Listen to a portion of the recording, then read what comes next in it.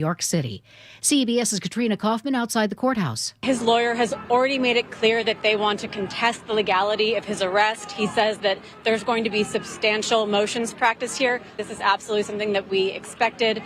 We also expect that he will say, as a sovereign head of state, that he has immunity, that he should not be prosecuted in court here on that basis. We could also see arguments, if it proceeds, about official acts immunities. In Venezuela this afternoon, Delcy Rodriguez, who served as Maduro's vice president, is officially sworn in as interim president of that country.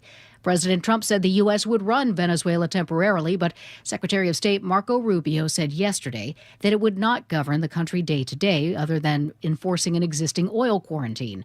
Rodriguez says Venezuela seeks respectful relations with the U.S.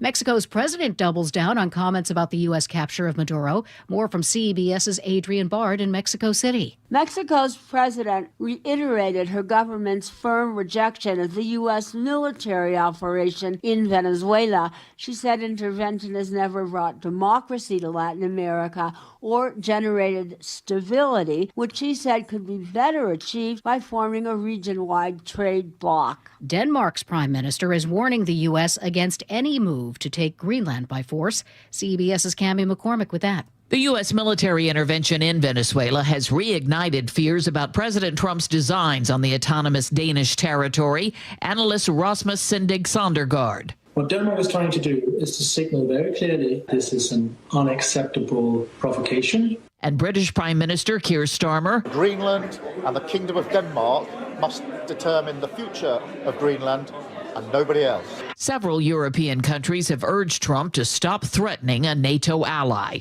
Cammie McCormick, CBS News. The Corporation for Public Broadcasting is officially shutting down. CBS's Stacey Lynn with more. The CPB, which helped fund the operations of local public TV and radio stations, announced that its board of directors voted to close the organization after 58 years, rather than continue to exist and potentially be, quote, vulnerable to future political manipulation or misuse. The U.S. takes the unprecedented step of dropping the number of vaccines it recommends for every child. Stocks are up on Wall Street, with the Dow surging over 700 points and the Nasdaq jumping 131. This is CBS News. Brought to you by Progressive Insurance. Not only does Progressive let you bundle your insurance, they also give you round-the-clock protection. Quote today at Progressive.com. That time when the cop showed up at the door with a Chipotle bag. One of the stories coming up, but first, KIRO Newsradio traffic. Here's Nate Connors. All right, Heather, we've got a hazmat situation here in Seattle. It's westbound 90 at the off-ramp to 4th Avenue South, and so that ramp is closed right now. Seattle Fire Department is reporting this as a tanker truck that spilled about 80 gallons of diesel fuel on the off-ramp, so obviously it's going to be a little while before they clean this up. We still have our collision eastbound on the West Seattle Bridge, blocking 2 left lanes there, mid-span, just before Highway 99. I'm seeing a couple backups southbound 405 between Newcastle and Renton.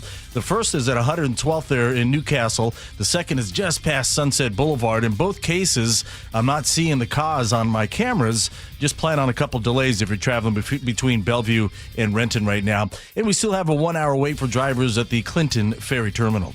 KIRO News Radio real-time traffic. I'm Nate Connors. KIRO News Radio 97.3 FM Northwest News. Now, the latest from KIRO News Radio and mynorthwest.com. Good afternoon, I'm Heather Bosch. Newly elected Seattle Mayor Katie Wilson is being accused of telling police not to arrest people for public drug use or possession. Reaction from nonprofit We Heart Seattle's Andrea Suarez, who works on the front lines of Seattle's homeless and drug crisis. This is enablement of its worst kind, and people will die at a faster rate by allowing them to openly use illicit and legal narcotics. Sources tell KIRO News Radio Mayor Wilson is telling SPD not to arrest drug users. SPD telling officers all charges will now be referred to the lead diversion program, where offenders are offered treatment and resources like housing instead of jail time. Luke Ducey, KIRO News Radio. In a statement, Mayor Wilson says she is committed to public safety and supports enforcement of drug use and possession laws in priority situations. Seattle police are investigating 3 separate shootings that injured 3 people early Saturday. One at the Mount Baker Light Rail Station, one on North Aurora, and another outside a hookah lounge in Soto. All victims expected to survive. When a couple on Mercer Island opened their door expecting a DoorDash delivery, they were surprised to see a local cop not carrying a warrant, but a bag of Chipotle. It all started Friday night with a dasher who'd just been arrested for an outstanding warrant after a traffic stop. The driver said he had a job to finish, so Officer Rogenkamp volunteered to finish it for him.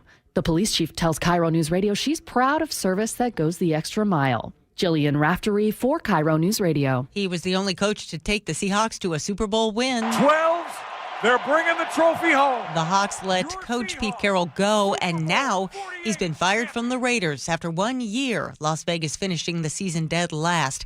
A much different picture for your Seattle Seahawks. KIRO 7 TV's Jake Chapman reports. Touchdown, Seattle. 12s, rejoice. It's over. It's over. Yeah, baby. The Seattle Seahawks are NFC West champion. As soon as I knew it was in hand and we got the ball to close it out, I was like, yes! Although Norb Kalwili's voice is shocked, he'll tell you it was worth it seeing the Hawks clinch the #1 seed in the NFC at their division rival stadium. The Hawks defeated the 49ers in San Francisco 13-3.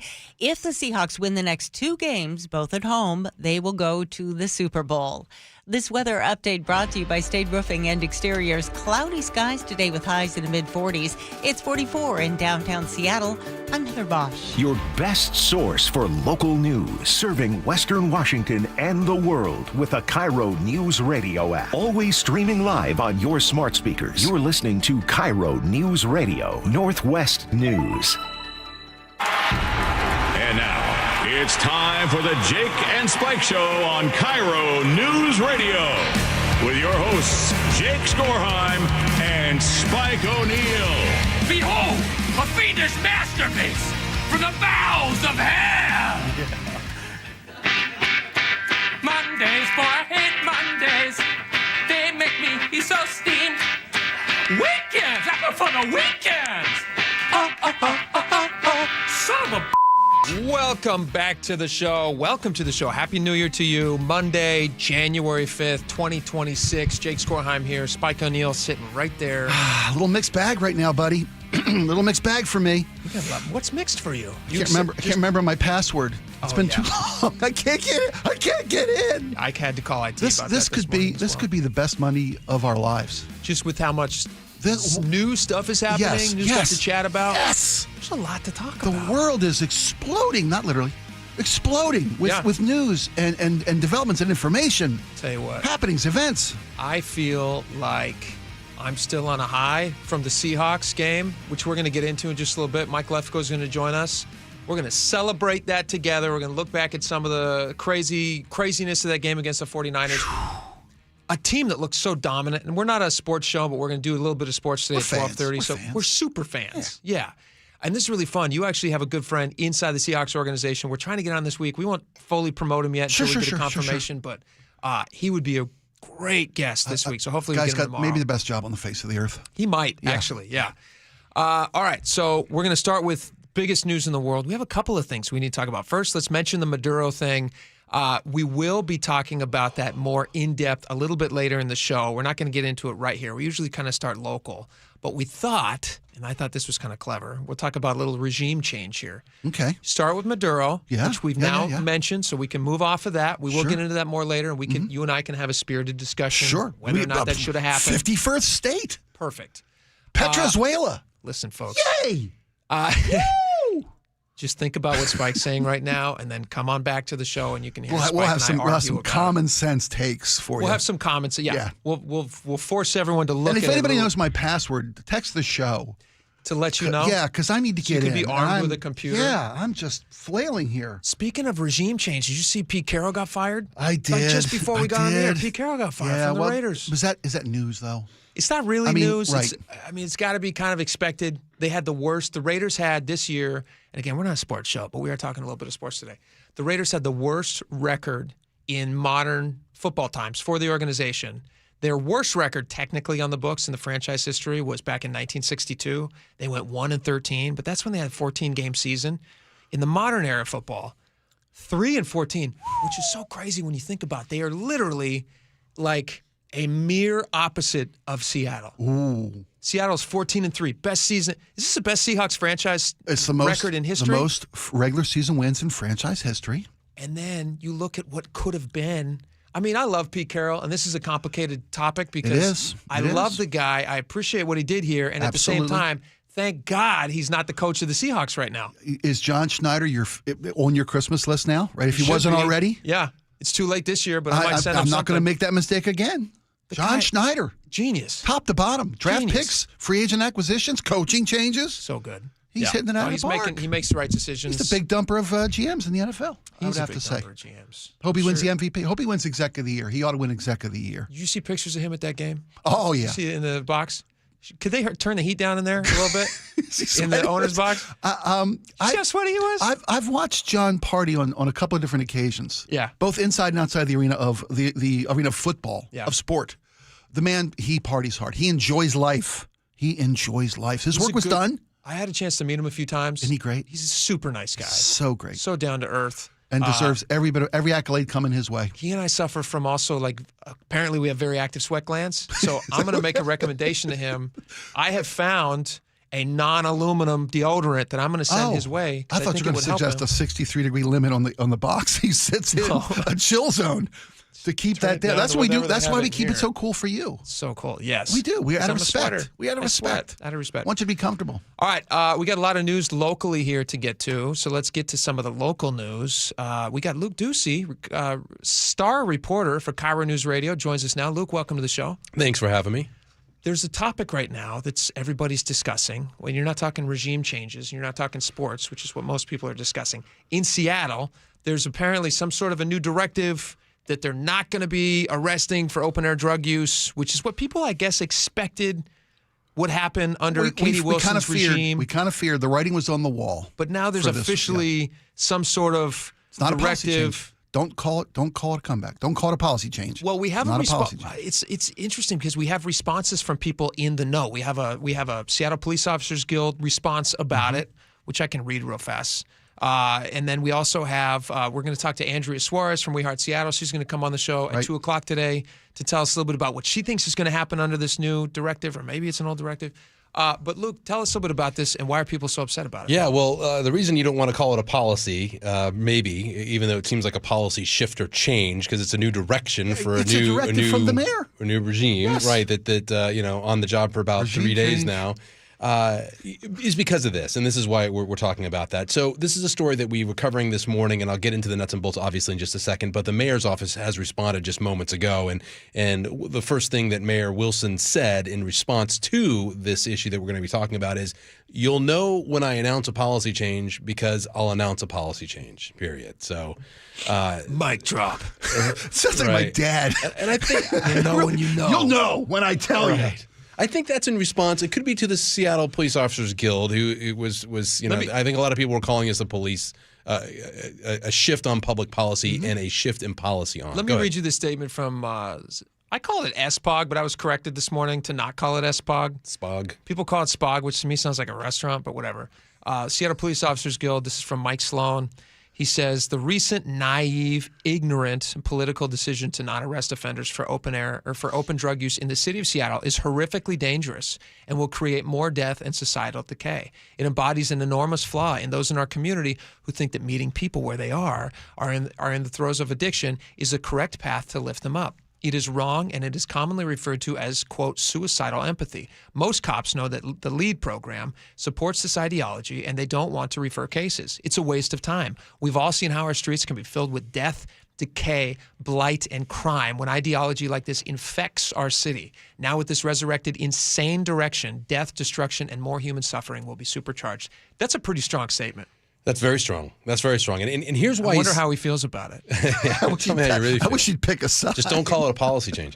And here's why. Okay, let's get into it just a little bit. So here's what kicked things off. Multiple sources tell us that they have seen and read an email from Wilson's administration sent to SPD to not arrest people who use or possess drugs. There's also an email from Chief Sean Barnes to officers. It's up on Seattle Red 770 AM right now. Yep. Barnes announced to officers they'll still make arrests based on probable cause, but all charges related to drug possession or open-air drug use will now be diverted to the Law Enforcement Assisted Diversion Program, or LEAD program. The LEAD program has been in practice for a while now. So, in other words, instead of jail time, LEAD offers addicts, criminals, and criminals treatment and other resources like housing to try to help them when they're ready to kick the habit and get off of drugs. So as you might imagine, a lot of organizations are reacting.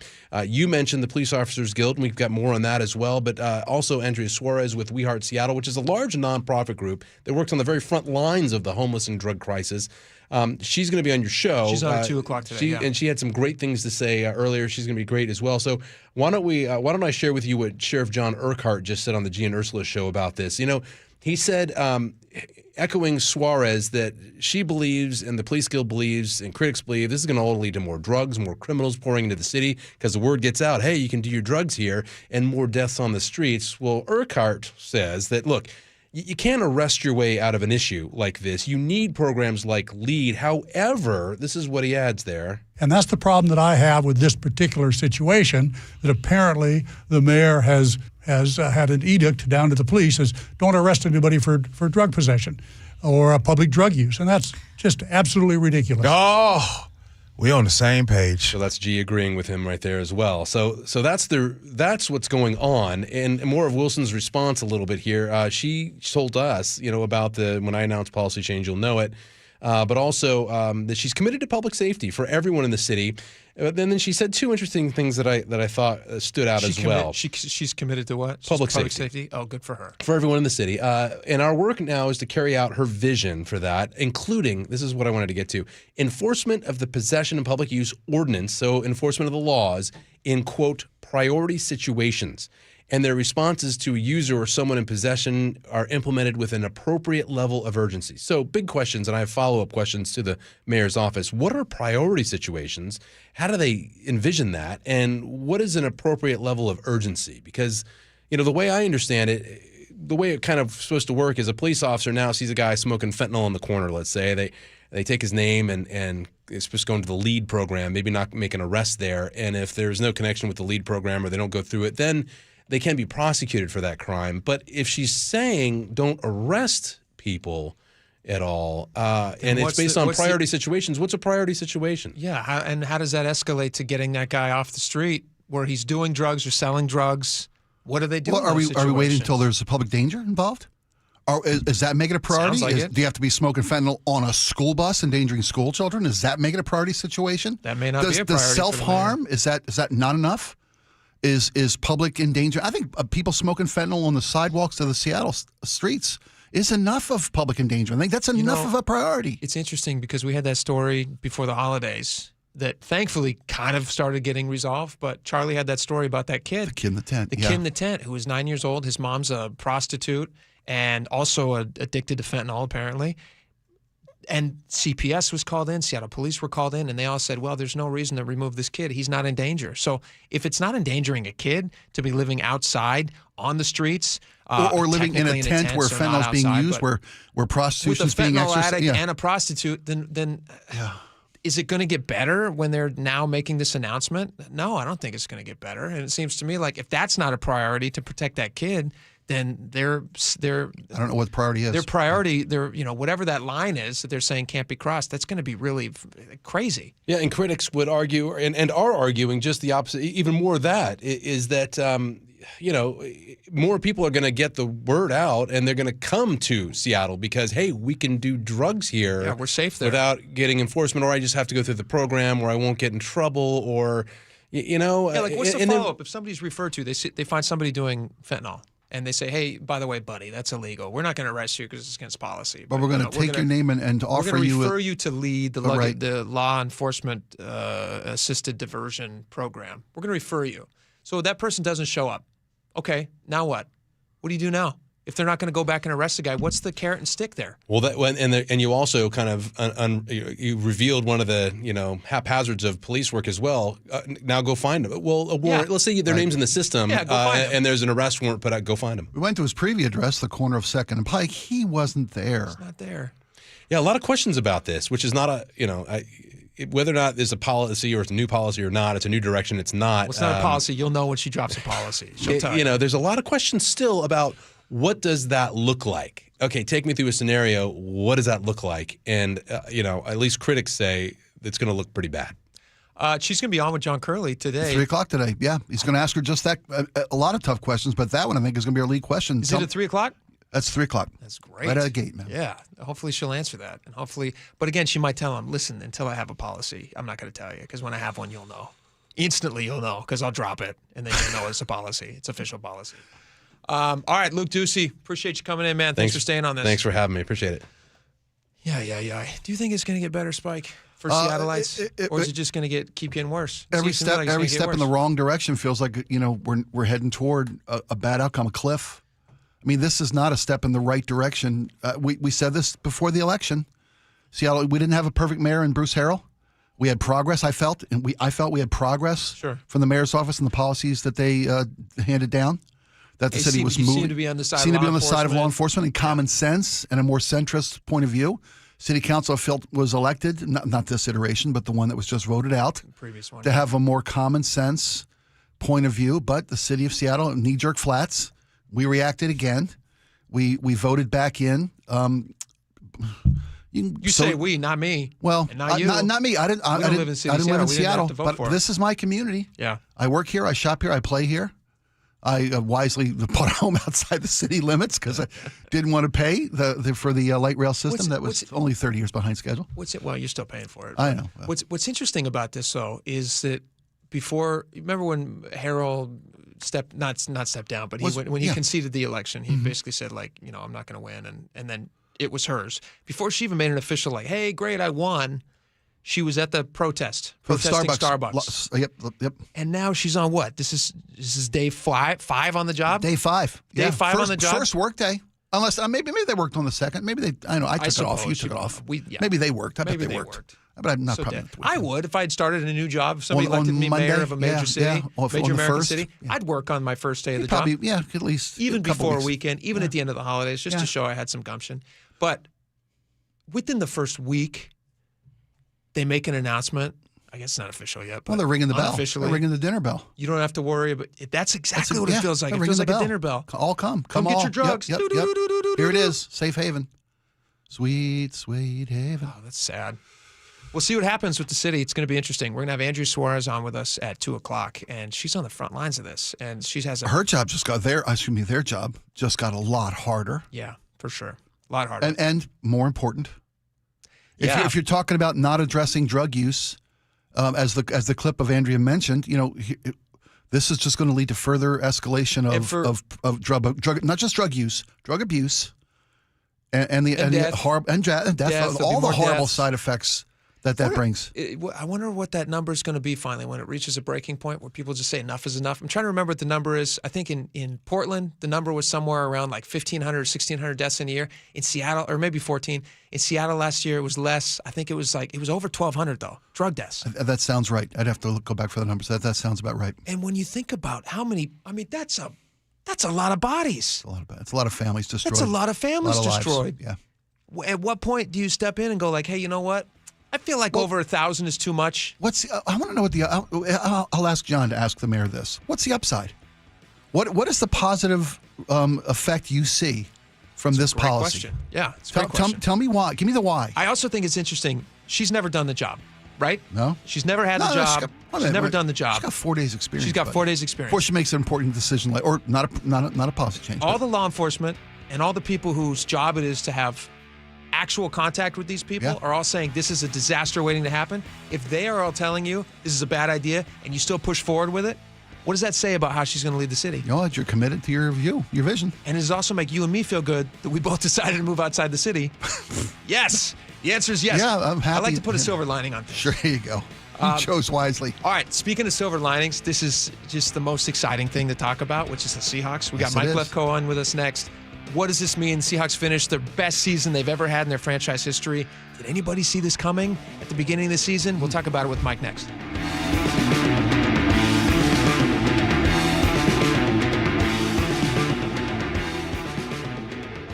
And so we are set. The road to the Super Bowl runs through Seattle. Seattle is going to win this football game. A single-season franchise record of 14 wins. The 4th #1 seed in franchise history. Reaction. Just incredibly proud of them. Conversation. The road to the Super Bowl runs through Seattle. Complete coverage at mynorthwest.com and the home of the Seahawks. KIRO News Radio on 97.3 FM and the KIRO News Radio app. We meet by accident, fixing every last bit, Accurate Auto Body. If you've been in an auto accident, you have the right to take your vehicle to any repair facility. Accurate Auto Body has been family owned and operated since 1994, and they work for you, not your insurance company. Your insurance company may not love them, but you will, because We meet by accident, fixing every last bit, Accurate Auto Body.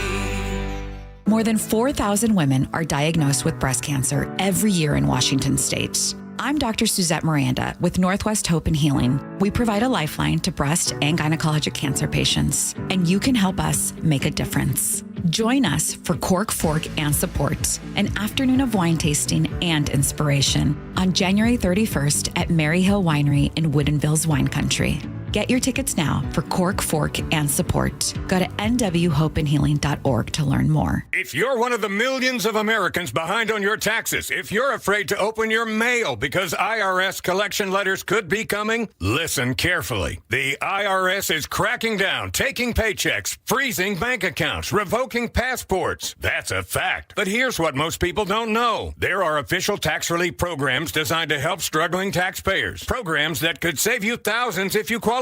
No one knows these programs better than the experts at Optima Tax Relief. Optima's award-winning team will fight to protect your paycheck, your passport, and your property. Their tax attorneys and licensed tax professionals will work tirelessly to get you the best deal possible with the IRS. Every day, penalties and interest keep piling up, so don't wait. Call Optima now for a free consultation. Call 800-343-6460. 800-343-6460. 800-343-6460. Optima Tax Relief. Some restrictions apply. For complete details, please visit OptimaTaxRelief.com. We all hear the radio ads about the IRS. They tell you to be afraid, to be scared, and they try to frighten you into calling. I'm not here to do that. Tax Relief Advocates is different. TRA is here to tell you that if you owe money to the IRS, whether it's $5,000, $50,000, or $500,000, we have a solution. It doesn't matter if you're sitting in your car, at work, or with your kids. No matter where you are, call now. 800-575-8157. Don't lose hope. TRA can eliminate or reduce what you owe to the IRS. Generous programs are now available that can give you a fresh start. Our passion is taxes and helping individuals fix their IRS problems. We have over 1,000 5-star reviews on Google and an A+ with the Better Business Bureau. You don't need to be afraid of the IRS any longer. End your tax nightmare today by visiting us online at TRA.com or call 800-575-8157. That's 800-575-8157. Tax Relief Advocates. Real solutions for real people. I love the fact that Mike Novak sells more homes than anybody else. This guy works so hard. You know what's happening? People are selling their homes again. And if you don't have Mike Novak's name on that sign, well, you're wasting your time and your house is just going to be sitting on the market. Mike is so confident that he can sell your house quickly. And for more, you'll pay no commission if Mike Novak doesn't sell that home in 21 days. So go to meetthenovaks.com. I'll spell Novaks for you. Novaks. MeetTheNovaks.com. Be advised, this is your opportunity to save up to 40 to 80% on a hot tub or swim spa. This weekend only, Friday through Sunday, Angel of the Winds Arena, Everett. Be advised, this is your opportunity to save up to 40 to 80% on a hot tub or swim spa. This weekend only, Friday through Sunday, Angel of the Winds Arena, Everett. 18-month interest-free financing. Our factories have demanded we sell 1,000 hot tubs and swim spas this weekend. Angel of the Winds Arena, Everett. Huge factory incentives, factory rebates, this weekend only. Angel of the Winds Arena, Everett. We can remove your old hot tub. Free delivery of your new hot tub. Hot tub starting at $2,999. Angel of the Winds Arena, Everett. Free delivery of your new hot tub. Just relax and enjoy. Angel of the Winds Arena, Everett. Friday, 2 p.m. to 8 p.m. Saturday, 10 a.m. to 8 p.m. Sunday, 10 a.m. to 6 p.m. Free admission, free delivery. Angel of the Winds Arena, Everett. Call 833-SPA-SALE or visit hottubandswimspasale.com.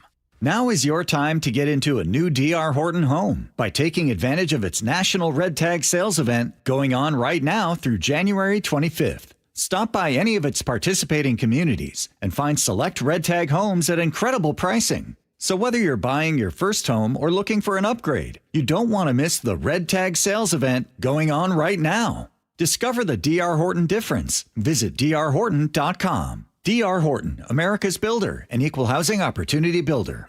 KIRO News Radio, 97.3 FM, Northwest News. Now, the latest from KIRO News Radio and mynorthwest.com. Good afternoon, I'm Heather Bosch.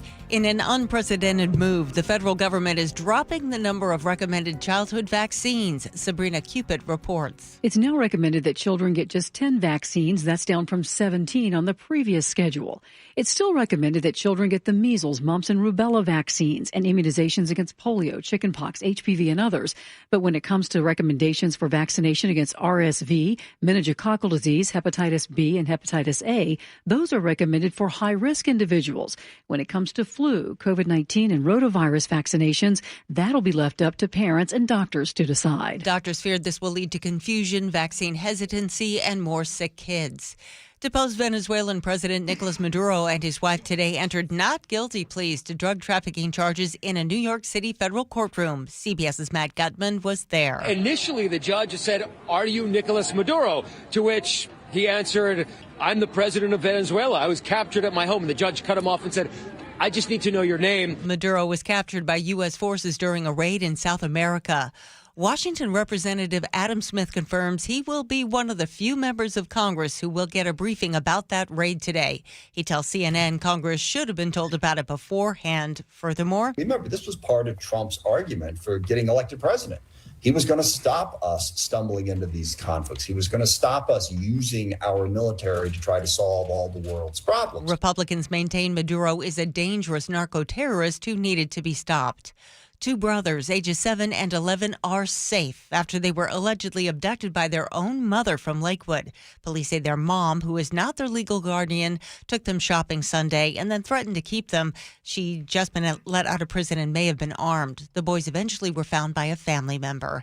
If your New Year's vow is to slim down, it just got a little cheaper and easier. The first GLP-1 weight loss pill has hit the market today. Novo Nordisk is rolling out an oral form of Wegovy. The cash price ranges from $149 a month to $299, depending on the dose. That compares to about $1,000 or more a month for injectable versions of Wegovy and chief rival Eli Lilly's version Zepbound. That's CBS's Deborah Rodriguez. Well, with President Trump saying the U.S. is running oil-rich Venezuela, Chevron is leading a stock surge on Wall Street. The Dow up 680 points, NASDAQ ahead 171. KIRO News Radio traffic, here's Nate Connors. All right, Heather, the westbound 90 off-ramp to 4th Avenue South remains closed, as well as the right lane southbound on 4th Avenue right there at the ramp, as crews are on scene of a semi that spilled a bunch of fuel and they're in cleanup mode. In Tukwila, eastbound 518 at I-5, your right lane is now blocked where a tow is on scene, clearing our earlier collision out of the Gore Point. You're backed up to Highway 99.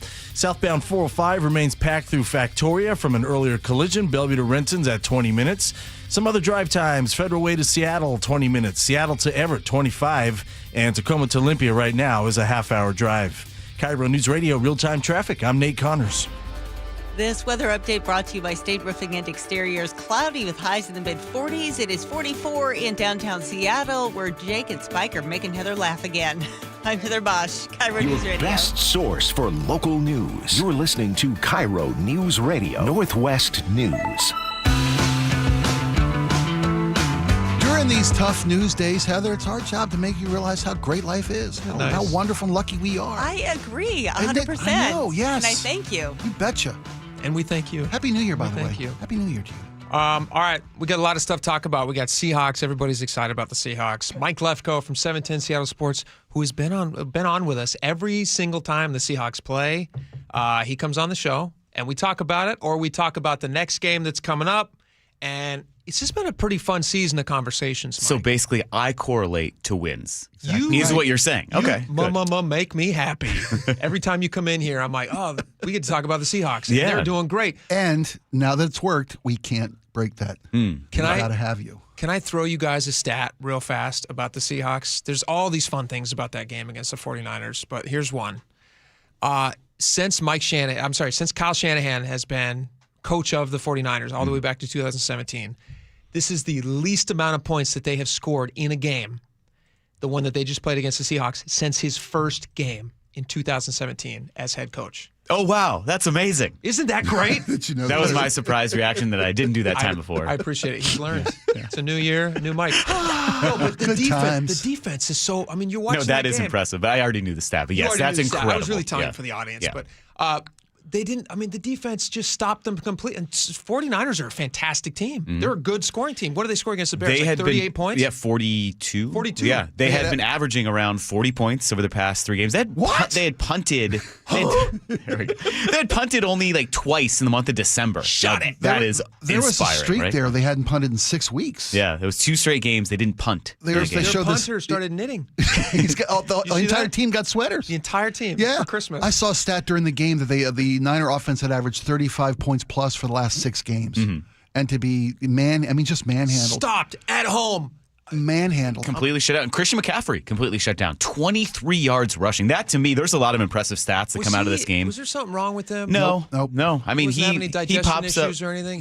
He was not playing well. He pops up on the injury report at times, but no. Something caught in his throat. He plays through it. Choking going on. He looks sad. He did. That catch attempt was very good. Well, can I say something, though? Awesome. I mean, we're all singing the praises, and it's an amazing team. It's a record number of regular season wins for this ball club. It's who knew we'd be here today. But if not for that, who is it that got the tip? Thomas. No. Boy, Maffei tipped the ball to Drake Thomas. Yeah. Maffei tipped the ball, which brought it just off trajectory, I have that causing McCaffrey to miss. You got the call? Yep. Laura, put a picture up. The shotgun on 2nd and goal from the 6. Snaps, looks, throws toward the goal line. Ball is bobbled just a bit, and it's picked off. He bobbled it into the hands of Drake Thomas. Thomas has it. It's intercepted by the Seahawks down inside the 5-yard line. Unbelievable. Tune in to Wyman and Bob, 3 o'clock. You'll hear Boye Maffei talk about that play. He's coming on. Their synergy. I don't mean the guy with I don't want the strap half full kind of guy, but if they don't make that tip and McCaffrey makes that catch and they go in to score, it's a 3-point game. Mm-hmm. And I know we're all having a great Monday, and I don't want to be the sad Sally of the day. But this team missed a lot of opportunities. They're not going to be able to afford to miss these opportunities moving forward. As this postseason progresses. Do you mean opportunities offensively? You skewed negative quickly. I thought we were all in the haze and the glow of this dominant win. I sobered up quick. Well, why don't we get back to the fact that he probably wouldn't have scored. He would have been tackled like the 1. If he did score, it's a 3-point game. Yeah. The Seahawks went on an 8-minute drive right after that. It didn't result in points. But that's why I need you. They still, because they only allowed 3 points all game, had they given up a touchdown there, nothing says the Niners would have come back and tied or won. The defense had been that suffocating. I know what you're saying. You get a home crowd. Yeah, there's a leverage moment change, there. But you know what? That's a what if you could play it every single game. We could do that for the Seahawks and say they could be 17-0 with all these little moments. Here's where I was hoping to finally get to with this is that it's moments like that. It's moments like that that make a season magic. It's that pinky of Maffei's tip, that it's those little moments, little moments. And you are watching. You're right. When like Purdy's marching them down the field and it looks like they're going to score. They have finally I guess woken they got up. to score. Yeah. They're at home, Yeah. and then they get that tip, and you just go, yes. That to me, that really felt like as soon as that happened, as soon as he got that tip, when Thomas got the ball, I wasn't worried for the rest of the game that the Seahawks were going to lose. You saw red jerseys heading to the exits in that stadium. Yeah, you did. Purdy, who's a nice guy, I like him off the field. He seems like a good dude. I'd help him move his kid into college. He wouldn't need it. He's rich. He could pay somebody. That's true. But he seems like a really nice guy. Yeah, nice stuff. But he was in real danger from the Seahawks. They could have really hurt him. Did I see a quote that he may not start in the next round of the playoffs? I've been removed from Niners things this morning, so we're all Seahawks my right social now. media is inundated with Niners swamp. You know who else I like on the 49ers? Jones may be starting. He did have the shoulder injury towards the end. He got abused in that game. Yeah. Here was George Kittle after the game, asked about the Seahawks were celebrating because obviously it's a big night for them. I love this. They get the number 1 seed. Yeah. They go into and so George Kittle was asked about that. And I think the guy asking the question is hoping that George Kittle is going to show a little attitude and be upset. Yeah. I don't know why he would or why he would assume Using that. his motivation. Yeah. Billboard clip. Yeah. Here's what Kittle said, which I thought was great. They're celebrating in their locker room, smoking cigars and dancing. Cool. Do you take offense to it, or you just say you take your medicine because of what they did? I would do the same. Yeah, I mean, what? They won the division. They got the 1 seed. They won in a rival stadium. Good for them. It's unfortunate that I do really like George Kittle. Did you watch the receiver on Netflix? Every year they do behind the scenes. Yeah. So 2 years ago, they did Receiver, where they had a bunch of receivers, and George Kittle was part of that. And he came off as very likable and understand. Like, he gets it. He understands that. Now, on the other side, if we want to keep that hate alive, Damodar Lenore, their cornerback, he just talks and talks and talks. And still after the game, he posted an Instagram message that then was deleted because Troy Aikman called him out, and he was like, he doesn't know what he's talking about. I shut down JSN. And he deleted no touchdowns. That. Right. He moved to the other side of the field to avoid me. I'm paraphrasing a little bit. Kind of along those lines. Like, I did my job, if you knew what you're talking about. So there are very hateable people. If you want to still hate the Niners, there are very hateable people. I still want to hate George Kittle, you have to appreciate that. I do admire that. And because the Seahawks were able to shut him down, it's not like, that George Kittle that put up 100 yards and 2 touchdowns like he has in the past. No, he was just befuddled against the Seahawks. We talk about little moments, though. Do you have that 3rd and 17? Do you have that clip? It's Ken Walker. That was the moment for me when I'm like, okay, the run play. These guys are not. These guys came here to win. Well, when you look for that, I will say, that's what's really impressive to me on the other side. I have him riding a deer on a Domino's commercial. Does that help? The 180 yards rushing. To do that, and I know the Niners defense is pretty bad compared to years past. Their run defense is okay, but the run game for the Seahawks, that's exactly what you need to let Sam Darnold just go out and have a game like he did. Yes. You don't need Sam Darnold to do too much when the run game can pick up 19 yards on 3rd and 17 and can pair itself so well with the defense. And Sam Darnold went out there, didn't do anything too extraordinary, didn't turn the ball over and made the exact amount of plays that he needed to. And that's what you bring him in for. I got a prop to G. Scott here because his reset this week going into this game, he listed the 5 things he predicted for the Hawks for this weekend. And I didn't prep it for this, but he nailed all 5 of them. No turnovers, blah, blah, blah. Top to bottom. He was crystal ball in this game. Do you want to hear George Kittle sacked or tackle for 6-yard loss? Is that what you're talking about? Purdy in the backfield. Play fake. Looks, dumps it off near side. Reading it perfectly. Getting up there is Eamon Ward to make the tackle. Yeah, there were moments like that. A quick throw into the left side flat. This defense is historic. They're everywhere. And they're the NFL's leading defense with for points allowed because the Colts managed to score 30. Do you want me to? I know the clip you're talking about. Is this computer on? Was this not the one you wanted? No, you wanted the Ken Walker one, right? Oh, okay. Yeah. Here, I'll do your guys' job. That's okay. Here you go. Ken Walker now in the backfield. He's going to line up to the right of Darnold. 3 receivers to the right side. It's a toss to Walker, and he comes right, has a little bit of a gap, breaks through, across the 40, out to the 45, first down. What a great run by Ken Walker III. Reaches that ball out, picks up 17 yards, actually picks up 19 on a 3rd and 17, and Ken Walker now goes over 1,000 yards this season, the 2nd time in his career, and what a timely run that was. That's when Niners GM John Lynch knew the game was over. He was so funny. They cut to him up in the box. Them cutting to good GM cams. Schneider and Lynch. Yeah. That was guys, great. What a. I want to see those guys. I want to see a reality show of those guys just hanging out. Would that be fun? GM's going through it. GM's going through it. Yeah. Going through. That's a great title. Going through it. Can I give you guys one cool stat that I saw that was floating around the internet? I actually called my mother-in-law, told her this one. She's a big Seahawks fan, but she's also a super Catholic. 2005. Let me pull this up here. 2005. Pope Benedict the 16. Benny the 16th. He gets selected. Seahawks that year get a number 1 seed. And they go to the Super Bowl and they lose, but whatever. 2013, Pope Francis, elected. Seahawks get a number 1 seed, and they go on to win the Super Bowl. 2025, Pope Leo, elected.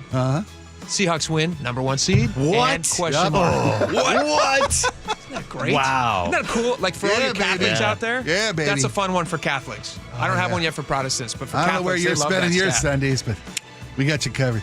You had seen that, right, Mike? Yeah. That's all right. All right, well, I appreciate it. All right, that's Mike Lefkoe. We will talk to him. Why don't we circle back next up week, at the end of the week? Next week we'll know who our next opponent is. Yeah. We could know as early as Saturday afternoon. There you go. So maybe next week, let's get together. Okay. Same time, same place. We'll circle back up We'll circle back up, and we'll talk about playoffs. It's going to be a lot of fun. Go Hawks. We got a lot more coming up. Stick around, Bear. Oh, actually, you know what? When we come back, I'm going to play you a clip that if you're a parent or you're thinking about life, you will cry. I was crying. Okay. I'm going to try to make you cry. Love to cry. If you want to cry and just feel good about life and just like recenter on what's important in life as we start a new year. Okay. Do not miss this next 5 minutes. It will quite literally change your life. We'll be right back. Wow. after voters made it clear they want change. That I will faithfully conduct myself as the mayor of the city of Seattle. What should Seattle residents expect from Mayor Katie Wilson? She talked a lot about our affordability crisis. Northwest News voices you depend on. It's a misdiagnosis of the problem. You believe government can solve this problem. KIRO News Radio on 97.3 FM. The KIRO News Radio app with opinion and analysis at mynorthwest.com. Hey, Jake Skorheim here. Hot air rises, and if your attic isn't properly insulated, that hot air is going to go right through your ceiling, into your attic, and out your roof that's far past its half-life. That sounds cold and expensive.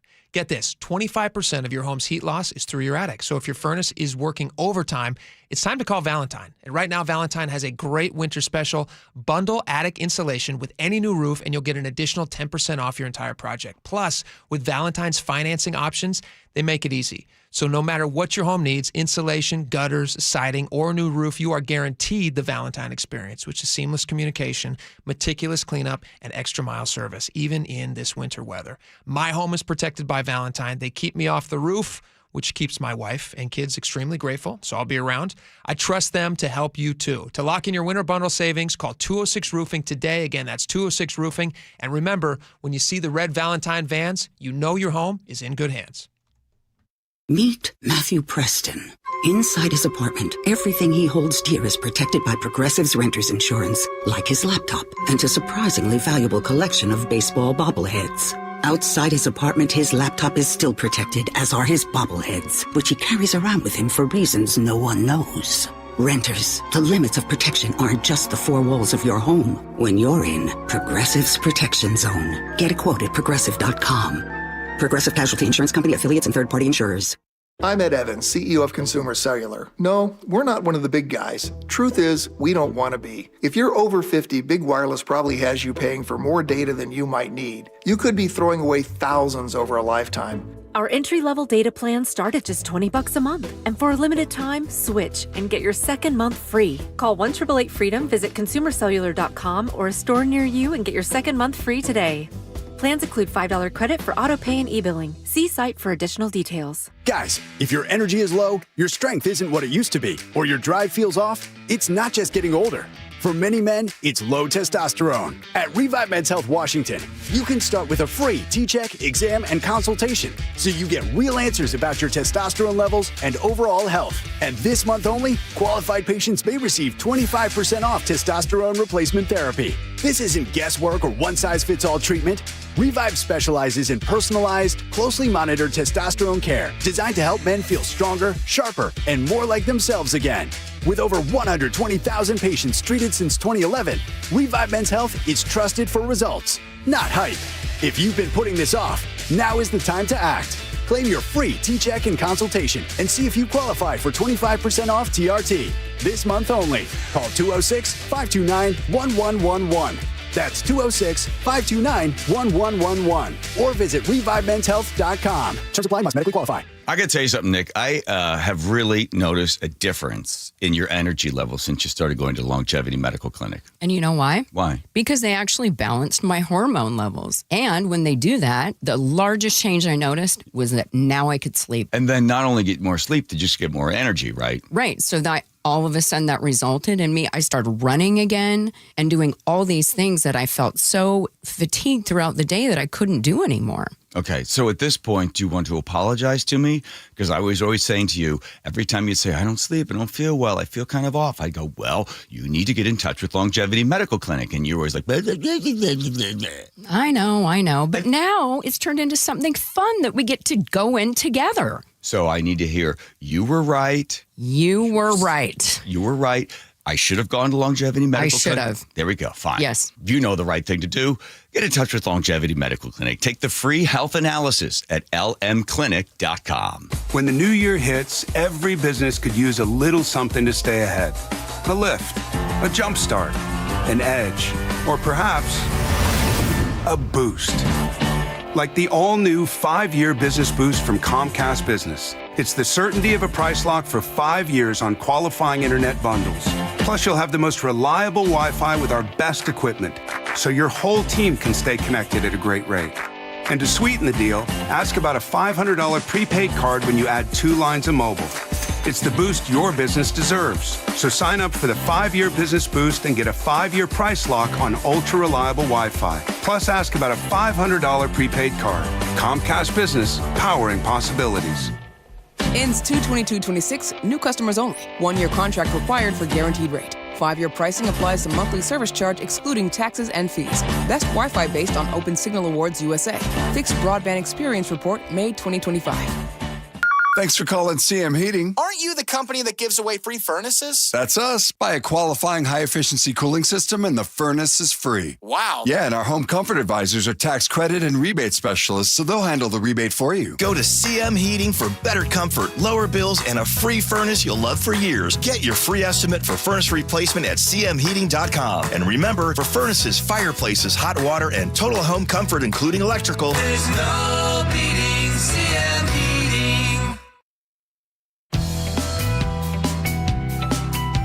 All right, welcome back to the show. A lot of stuff to get to. Tons of great interviews later on in the show. We're going to talk to Andrea Suarez from We Heart Seattle. She's going to be on with us at 2 o'clock.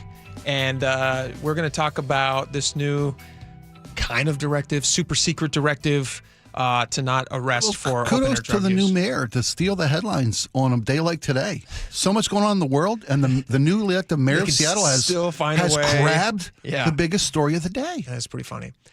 Can we take just like a half beat outside of, it's a very big news day, but can we take just a half second outside of that to talk about, I was over the break, I saw, and I tried not to, I really did try, it's actually one of my New Year's resolutions. You might notice if you're watching the in-studio cam, I'm not looking at my phone, at least I'm going to try not to. When I'm in the studio here, I'm always like between breaks, I'm usually looking at news stuff on my phone to see what's late and new and, might be interesting. It's a never-ending quest to find out what's going on in the world. It's exhausting, and it looks stupid on camera. And it's bad for your health. And so I was, it's my wife's suggestion. She goes, you should probably stop looking at your phone so much. It just looks dumb. I'm shaped like a question mark now, and it's because I've been hunched over a phone for the last 12, 15 years. My hands are like starting to contort. My in weird thumbs ways. are 3 times their normal size now. I've noticed that. I thought it was just a weird liver thing, but it's from texting. Not heredity. So anyway, I'm going to try to stay off my phone, but I was on my phone a little bit over the break, and I saw this video, and I'm happy. These are the kinds of things I'm happy make their way to me. Okay. I saw this, and I'm watching it, and I stopped watching because I wanted to go and share this experience with my wife, and I actually started it from the beginning and played it for her. We're both sitting there in the kitchen, crying, listening to this. I'm going to play this audio. It's from a radio station. I think this is in Australia, based on the Based on the accents. East German dialect she's speaking. Yeah. Sorry. No, but she's reading a letter written from an 80-year-old talking about if she could just have one day to be 40 again and live in her 40-year-old body. It's written from the perspective of an 80-year-old. Listen to this and tell me this isn't going to change your perspective on life. I'm 80 years old, and somehow I woke up in my 32-year-old body just for one day. I wake up to little hands tugging at the blankets. Mum, wake up, they shout. I blink and I sit up slowly. My babies, they're small again. They climb into bed, giggling, wiggling. I remember rushing through mornings, but not today. I pull them close, I hug them tight. I kiss their messy hair, I hold their little hands. This time, I soak in every second. I catch my reflection in the bathroom mirror. No deep lines, no grey hair, my younger face. I used to think I looked old at 41. What a silly thought. I find my husband in the kitchen making coffee. He looks strong and he looks young. I wrap my arms around him tightly. He looks surprised. Maybe we didn't hug enough back then, I think. We talk about the day, and today it all feels big. I memorise the sound of his voice. We pile into the car, kids arguing over seatbelts. Someone drops a snack, there's crumbs everywhere. I used to get so frustrated, but today I soak in the noise and the chaos because I know my car will be quiet and spotless for many years to come. Dinner is loud and unorganised. No one wants to sit still. There's shouting, giggling, arguing, and so much life. I don't clean up straight away. I just sit and I watch, trying to burn it all into my memory. Before bed, I pick up the phone. I call my mum, and I hear her voice. I haven't heard this voice in so many years. I close my eyes and I let her words wash over me. I tell her I love her again and again. I never want to hang up. And this time, I don't leave anything unsaid. Isn't that the sweetest thing ever? I mean, as we as we are now in a new year, we've plunged into a new year. Isn't it nice just to get these little reminders about what's possible? That's a wonderful message to just take a moment and soak up your life where you are right now. It's never getting better right now. And the feverish pace of life that happens when we're staring at phones and we just are rushing through everything. Wow. You can step outside of that for a second. And you can live life right now because you never know what life's bringing at you. Right on, buddy. And anyway, I just want to share that with you guys. All right, we got a lot more coming up. Stick around. Seattle's newly elected mayor, Katie Wilson, is going to be joining the John Curley Show at 3 o'clock. It's perfect timing because Mayor Wilson has already made national news on a policy change that the mayor says is not a policy change. We'll try to figure all that out. Plus, I'll talk to her about taxes, and I'll get a chance to ask her my favorite question that I ask every elected official. I can't wait to hear her answer coming up at 3 o'clock on the John Curley Show on KIRO Radio 97.3 FM. And watch it live on the KIRO Newsradio YouTube page.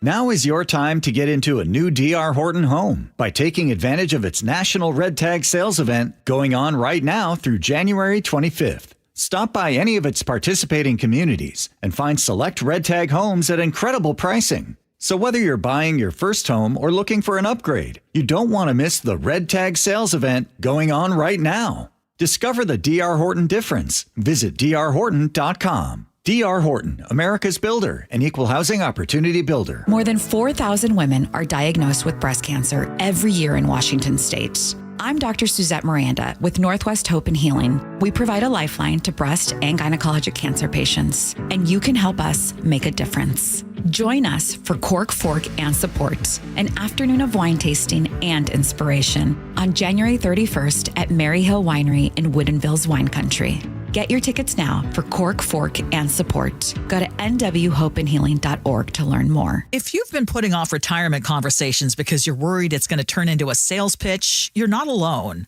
Hi, Ursula Roytine here. At Trajan Wealth, the focus starts with listening. Their advisors are fiduciaries, which means they're bound to put your needs first, and that changes the tone right away. No pressure, no promises, they're not working off commissions, and they're not pushing any specific products. With Trajan Wealth, it's about understanding where you are and having a clearer sense of what your options look like. Trajan Wealth is veteran-owned and works with families who want thoughtful guidance that fits real life. Start the new year off right with a game-changing financial plan. Call Trajan Wealth today to figure out how to make your New Year's resolution stick. Trajan, spelled Trajan. Call 206-656-3300. That's 206-656-3300 or visit TrajanWealth.com. Advisory services through Trajan Wealth, LLC. SEC registered investment advisor. Client paid advertisement. Additional disclosures at TrajanWealth.com. I know that hiring can be challenging. You sort through tons of resumes and you get too many so-so applicants. You're just waiting for someone to match your role perfectly. Well, now there's a place where you can meet them fast. ZipRecruiter. Need to hire right away. Start your search for strong candidates. The right fit awaits. Build your team, build it sooner. Meet your match on ZipRecruiter. Just head to ZipRecruiter.com/radio right now to try it for free. And you're on your way to meeting your match. 4 out of 5 employers who post on ZipRecruiter get a quality candidate within the first day. So try it now. Go to ZipRecruiter.com/radio. Once again, that's ZipRecruiter.com/radio. Meet your match on ZipRecruiter. Try it free. It all comes down to this, folks. Yep, the entire season is on the line. But my throat has officially thrown in the towel. Sounds like you need Vicks VapoCool drops. They're max strength and vaporize sore throat pain. Whoa! These VapoCool drops hit fast. Speaking of fast, did you just see that play? Yeah, he vaporized that ball. That pun should have come with a penalty. Vaporize sore throat pain with Vicks VapoCool drops. Use as directed. Hear that? That's Mike. He took ZQL Pure Z's, so now he's sleeping soundly on a Sunday night. ZQL Pure Z's are fast-acting melatonin gummies with a complementary botanical blend to help Mike get the sleep he needs to wake up refreshed and ready to conquer Monday. Let's do this Monday. ZQL Pure Z's, just for sleep. Really great sleep. These statements have not been evaluated by the Food and Drug Administration. These products are not intended to diagnose, treat, cure, or prevent any disease. Use as directed. Start the new year taking active liver supplements from New Nordic. Online at Amazon or NewNordicUSA.com or at CVS, ShopRite, Meijer Grocery, or Wegmans. Your best source for local news. KIRO News Radio. KIRO FM and HD1. Tacoma, Seattle. Northwest News. This is CBS News on the Hour, sponsored by O'Reilly Auto Parts. I'm Jennifer Kuiper. Outside a federal court in Manhattan, some shout, Thank God for Donald Trump! He has liberated the Venezuelans! Others hold signs calling for the release of U.S.-captured former Venezuela President Nicolas Maduro and his wife. They face charges related to drug trafficking. CBS's Matt Gutman was there. He said, I am innocent. I'm not guilty. I'm a decent man. I'm still president of my country. His wife also entered a plea of not guilty. Her attorney did on her behalf. Delcy Rodriguez, who has served as vice president under Maduro, has been officially sworn in as interim president of Venezuela. An emergency United Nations Security Council meeting is held, and U.S. Ambassador to the UN, Michael Waltz, defends the U.S. military operation in Venezuela that led to the capture of Maduro and his wife. Over 50 countries rejected the legitimacy of Maduro's re-election following the disputed 2024 elections and do not recognize him as Venezuela's legitimately elected president. In an overhaul of childhood vaccines, the CDC drops the number it recommends for every child. WSB's Sabrina Cupid. When it comes to recommendations for vaccination against RSV, meningococcal disease, hepatitis B, and hepatitis A, those are recommended for high-risk individuals. When it comes to flu, COVID-19, and rotavirus vaccinations, that'll be left up to parents and doctors to decide. Defense Secretary Pete Hegseth says he's censuring Democratic Senator Mark Kelly of Arizona and trying to cut his military pension over the former Navy pilot's participation in a video that called on troops to resist unlawful orders. CBS News national security consultant Jeff McCausland. Kelly has said that he will fight this, every step of the way, and I'm sure will seek significant legal counsel, beginning with whether or not this is even legal to be done, as well as attacking the merits of the accusations in terms of he did something criminal. Jury selection begins in the trial for former schools officer Adrian Gonzalez, who's accused in the slow police response to the deadly 2022 Uvalde school shooting. Minnesota Governor Tim Walz exits the 2026 gubernatorial race amid growing fraud scrutiny. WCCO's Taylor Rivera. Walz is dropping his bid for a third term, stating he can't balance a re-election campaign and give his all to serving the people of Minnesota. I'm on the job. I'm focused on making sure that we stay America's best place to live and raise kids. No one will take that away from us. He continues to face intense pressure from federal investigators over the state's alleged multi-billion-dollar fraud problem. He took no questions following the announcement. Taylor Rivera for CBS News, Minneapolis. Stocks are up on Wall Street right now. This is CBS News. Think O'Reilly Auto Parts for all your car care needs.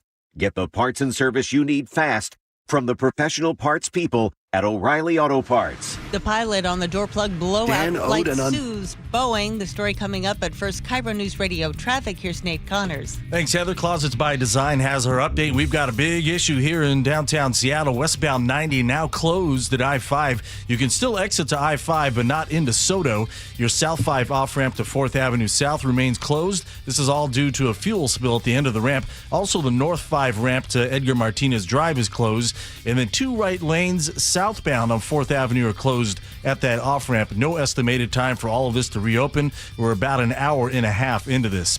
South 5 to West Seattle Bridge, we've got a new collision blocking 2 left lanes. You're backed up to I-90.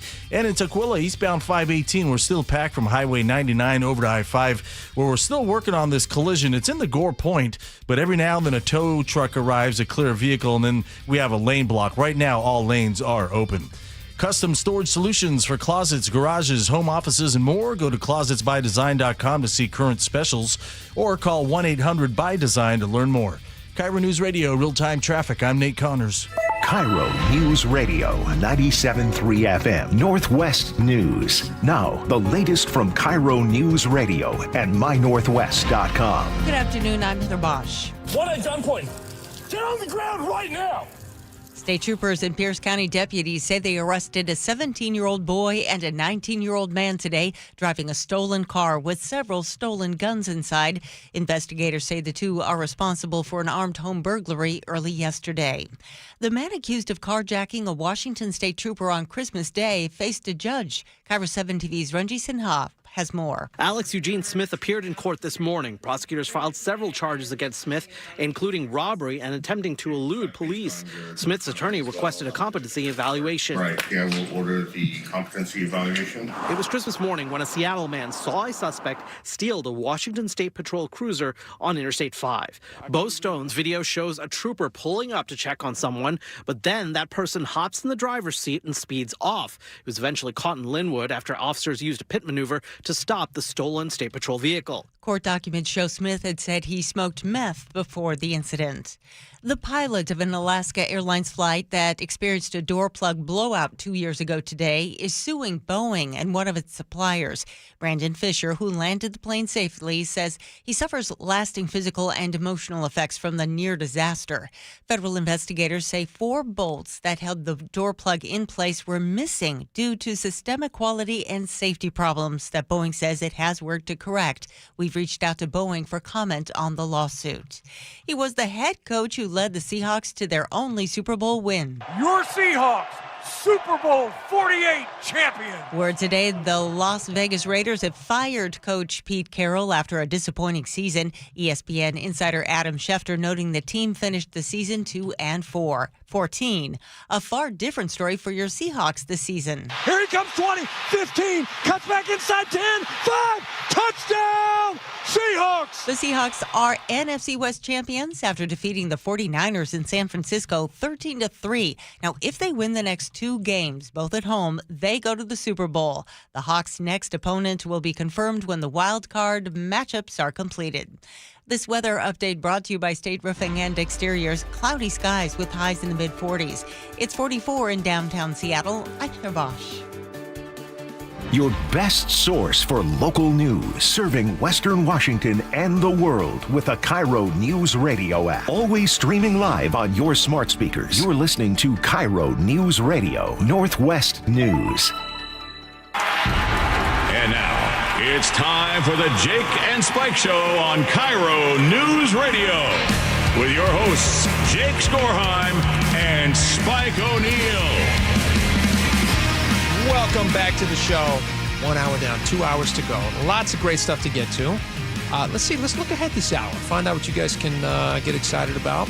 At 1:30, we are going to be talking a little bit about that drug directive. Is it a drug directive? Is it not happening in Seattle? Not going to be arresting. It's hard to know what to call it since use? It's not a policy shift. Yeah. It's confusing, yeah, which I think is by design. Confusing, and it's dangerous. It scares me. We're going to talk a little bit about that. If you guys missed that at the start of the show, then stick around for about 20 more minutes, and you'll hear about that. And if you don't live in Seattle, you'll feel happy that you don't. If you do live in Seattle, you'll probably feel a little nervous. About coming to town. Might be changing plans. About being in town. Yeah. All right, and then at 2 o'clock, we're going to talk to Andrea Suarez from We Heart Seattle on this new directive, not directive, whatever it is. And then at 2:30, Jason Rance from our sister station, Seattle Red 770, is going to join us. So tune in for that. All right. Right now, would you say this is the biggest news story in the world? This must be. The Nicolas Maduro capture. I think it's safe to say. When foreign leaders are weighing in, when NATO allies are weighing in, when adversaries are weighing in like China and Russia, and it's either that or Seahawks. Yeah, no, I'm just kidding. It's not Kremlin are big Niner fans. I've come to find out they're still whining about how the game was played Putin did not like some of those calls. Didn't like the calls. Thought the Niners got shortchanged having to play on a Saturday. He would. Yeah, they were a red team. Didn't. Nice. Do you want to talk about this Maduro thing? Yeah, let's do it. So okay, Nicolas Maduro, he gets captured. Have you listened to some of the details of this capture, the planning that went into this, the execution of it? The U.S. military had rehearsed this, as they do with major of efforts. For months. I'm not calling it an offensive because it was a law enforcement action. It wasn't a military action, according to that's how they're justifying Trump doing administration it instead of officials. having to go to Congress. But so I want to play you a little bit of clip here. This little clip here. This is from Dan Kane. He's the chairman of Joint Chiefs, General Dan Kane. He details some of the operation, and like you were saying. I was listening to some of this on the way into this show this morning, and then I was also reading about it once I got to work. the detail that goes into these, it reminded me of that Bin Laden raid. Do you remember the Bin Laden raid? Yeah. Where they had to go in and they often will build an entire replica of what they're doing. And rehearse. And when they've got it flawless, that's when they make the order to execute the action. And our American military, yeah. I mean, these guys are the best of the best. And I mean, what a message something like this sends. I'm going to play you this cut here. This is from Chairman of the Joint Chiefs talking about the operation. This was an audacious operation that only the United States could do. It required the utmost of precision and integration within our joint force. And the word integration does not explain the sheer complexity of such a mission. It involved more than 150 aircraft launching across the Western Hemisphere in close coordination, all coming together in time and place to layer effects for a single purpose, to get an interdiction force into downtown Caracas while maintaining the element of tactical surprise. It's interesting because when they went in for Bin Laden, he's in a secret location. People don't know where he's at. He's kind of off the map. He's Pakistan, right? He's in Pakistan. Yeah, I think it was Pakistan. But they had no idea where he was. But he's hidden out in secret. Mm-hmm. And so the idea of going in and getting him with those two Black Hawks seemed a little bit more gettable because, I mean, the gravity of what they were doing at the time was unbelievable. Sure. So, the history and everything.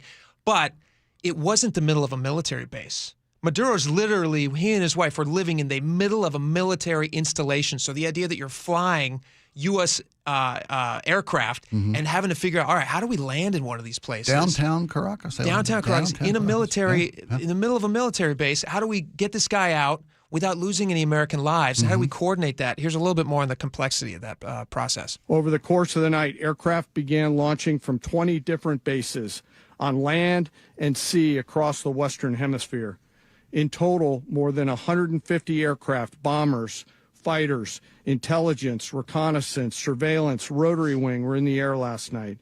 As the force began to approach Caracas, the Joint Air Component began dismantling and disabling the air defense systems in Venezuela. As the helicopter force ingressed towards the objective at low level, we arrived at Maduro's compound at 1:01 a.m. Eastern Standard Time, and the apprehension force descended into Maduro's compound and moved with speed, precision, and discipline towards their objective and isolated the area to ensure the safety and security of the ground force while apprehending the indicted persons. I mean, I know there's disagreements. People have disagreements on whether or not they should have gone in and gotten this guy, but the special teams who can pull something like this off. Sure.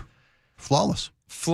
And finest in the world. Absolutely. What an amazing thing to have here in America. But the best military in the world. It is, but that's great because there's a couple 3 different real serious and valid issues to put forward there. First off, that was a flawless exercise of U.S. military might. Mm-hmm. And secondarily, Maduro was a bag of dirt who deserved everything he got on Saturday night. He was a criminal. He was a drug trafficker. He was a narco-terrorist by almost every definition. Dictator, but stole the last election. He lost the previous election by a 2-1 margin. Huge landslide, and then just said, I'm going to keep the job. I'm good. So, he was a dirtbag who deserved what he got on Saturday night. But then we come to the other issue, the third issue, which is the questioned legality of the Trump administration's decision to make this military maneuver. Okay. And there are educated people on both sides of the aisle who have differing views on this, on whether or not it was a legal action by the Trump administration, whether they had executive authority under Article 1, Section 8 of the Constitution. Sure. The president has the right to defend the United States against imminent threats is the key word I find. Mm-hmm. And there are a lot of smart people, former military, former legislative, legal scholars, both international and domestic, who say that this was beyond the scope of the president's authority. So they're saying he should have gone to Congress before. He should have gone to Congress, and there are arguments against. And John Curley and I got into a little bit. I love the KIRO Newsroom because we have very spirited debates from well-informed people. Stop you guys. I was like, don't blow it on John. Save it for the listener. Save it for the show. Save it for me. You don't need to hash all this out with John. There are arguments that this was an emergency situation. That's the Trump administration's validation for this. There are arguments that it was a a law enforcement action, not a military action. That's that there are no boots on the ground because the boots are already off the ground. Here's actually Rubio talking about that. Yeah. Let me play you this clip, and then you can respond to that. Sure. Marco Rubio, this is him. I believe this was on ABC News with George Stephanopoulos. He was making the rounds Sunday morning. Oh, yeah. Why wasn't congressional authorization necessary? It wasn't necessary because this was not an invasion. We didn't occupy a country. This was an arrest operation. This was a law enforcement operation. He was arrested on the ground in Venezuela by FBI agents, read his rights, and removed from the country. Obviously, this was not a friendly territory. So in order to arrest him, we had to ask the Department of War to become involved in this operation. The Department of War went in, they hit anything that was a threat to the agents that were going in to arrest him, and they hit anything that was a threat on the way out, and they hit anything that was a threat to them while they were on the ground. And that was a very limited and targeted operation. So basically, they're saying law enforcement, we were just facilitating the FBI going in, arresting this guy. They did. They got out. And now they're not occupying the country. So that's not a war declaration. You don't need Congress for that. Well, that's at least what he's saying. That's his argument. And I see the legal stance he's taking. And there are smarter people than us that are going to decide whether that's valid or not. Yeah, right. We hope. we hope they're trusting that. Nobody's smarter than us. But, some of the things that they're claiming here, that it was an emergency situation, that they had to do it. That's why they didn't have to notify the Gang of Eight, which is the elected leaders from both houses of Congress, from both parties.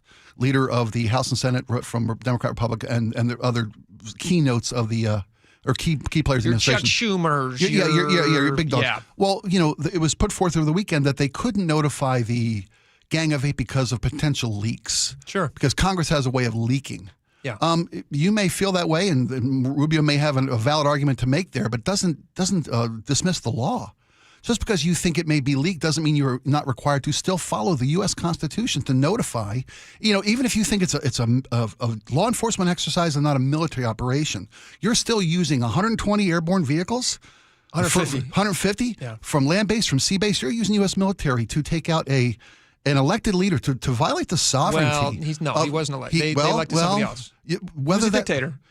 I'm with you. He's a dirtbag. He wasn't elected. He was elected. There's questions to the validity of the election.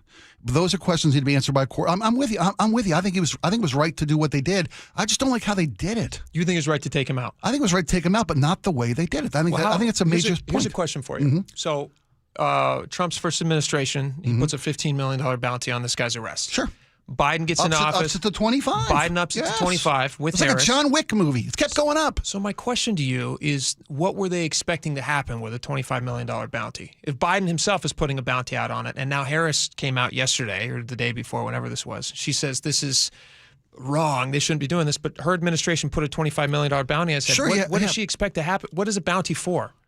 For somebody to bring him in. And if it was it was U.S. law enforcement to bring him in, if we were the only people qualified, equipped to do this, and that may be, I'm not going to argue against. Nobody else could do this. So then, if you are so confident in your case, as they should be, then go through the legal challenge or the channels of this. Alert Congress to this. I can understand what you're saying, but I can also understand how they could be worried that this would upset something, and then suddenly he disappears. Yeah, but that doesn't validate the breaking of the constitutional requirements of the executive branch to notify Congress, who has the power to do this alone. Well, no, but again, they're saying it's not a declaration of war. They're not occupying the country, so it's a law enforcement operation. So for those reasons, and we can debate that, and there are people from both sides who are debating it.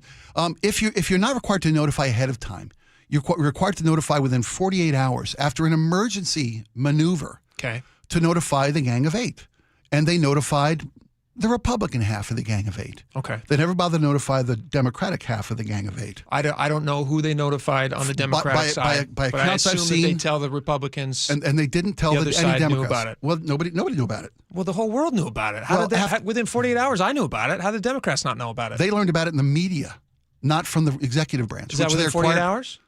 Well, no, I'm just saying, like, if the whole world knows about it, then isn't that kind of a moot point? Does that fulfill the Constitutional requirement to notify leaders of Congress? Listen, I honestly, I don't know about a constitutional requirement to inform the Democrats. I read a lot on this weekend. That you are correct. Yeah. And they didn't. And going down this alley of this conspiracy, for me. Go ahead. What's next? Greenland? Cuba? Well, Colombia? Is Greenland a narco-terrorist sending a ton of drugs? It's key to U.S. defense, President Trump said yesterday. They're telling Mexico to better get your act together. Telling Colombia, well, Mexico should not be sending in what they're sending in, and Colombia obviously is putting in too many drugs. So now we've normalized. I think probably Colombia is waking up today going, "Hey, you know what? Maybe the cocaine we're thinking about sending America. Maybe not as much. Yeah, not the worst thing in the world." Let me play you. This was Seattleites' reaction. These are protesters in Seattle who were probably I don't know where this was at. Was this in Pike Place? This looked like Pike Place to me, but I can't. Chop was running a different event, so they had to go somewhere else. These are protesters. Plus that precinct's open again. These are protesters who are upset that they have taken Maduro. They want him freed. What, are we the world's policemen? We decide who lives, who dies? By law, you can't do that. You have to talk to Congress. To me, this was very strategically done by the White House because they knew that there are a lot of frustrated Venezuelans who need help. Like a way to look like you're doing the right thing, but you're not doing it the right way. Is Maduro a dictator? Yes. Is Trump a dictator? Yes. And two wrongs don't make a right. We continue fighting or bombing our countries. Maybe next country is going to be mine, Mexico. Here's some more protests in Seattle.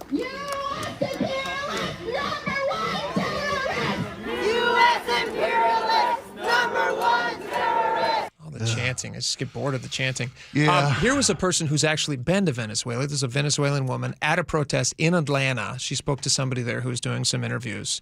It's interesting to see the reaction because you have the folks in Seattle who are doing what folks in Seattle tend to do, and they're saying, you know, they're using the flip side of their no kings, no dictators things, and they're saying, hey, well, they're recyclers by nature.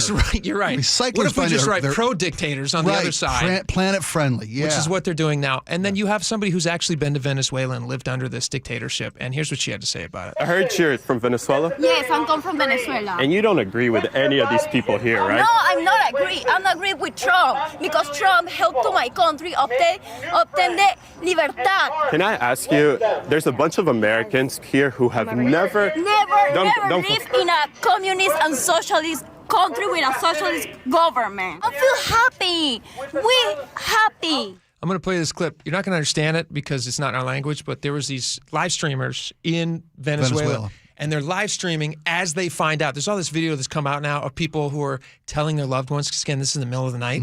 Happened at like, what, 102 time a.m. local Eastern time there? Or local time or Eastern time? Oh, local time there. Them. Yeah. Yeah. And so it happened in the middle of the night. And I saw a video over the weekend of a wife waking up her husband in bed. And she goes, hey, Maduro's gone. And he's like, ha, ha, ha. Yeah, right. And she goes, no, I'm not kidding. They got him. He's gone. And tears are flowing. Everybody's excited. They're celebrating because of the horrible conditions that these people have been living under. A horrible dictator, absolutely. So these are a bunch of young people. Think about the difference in life that they're going to have now. These young, I mean, hopefully, we don't know yet, but hopefully, there's the key issue. These young people in Venezuela who were live streaming, all of their friends are in a room together, and they find out. News starts spreading. One of them picks up a phone. Pa, pa, pa, pa, pa. Their phones are beeping, and they just lose their minds excited.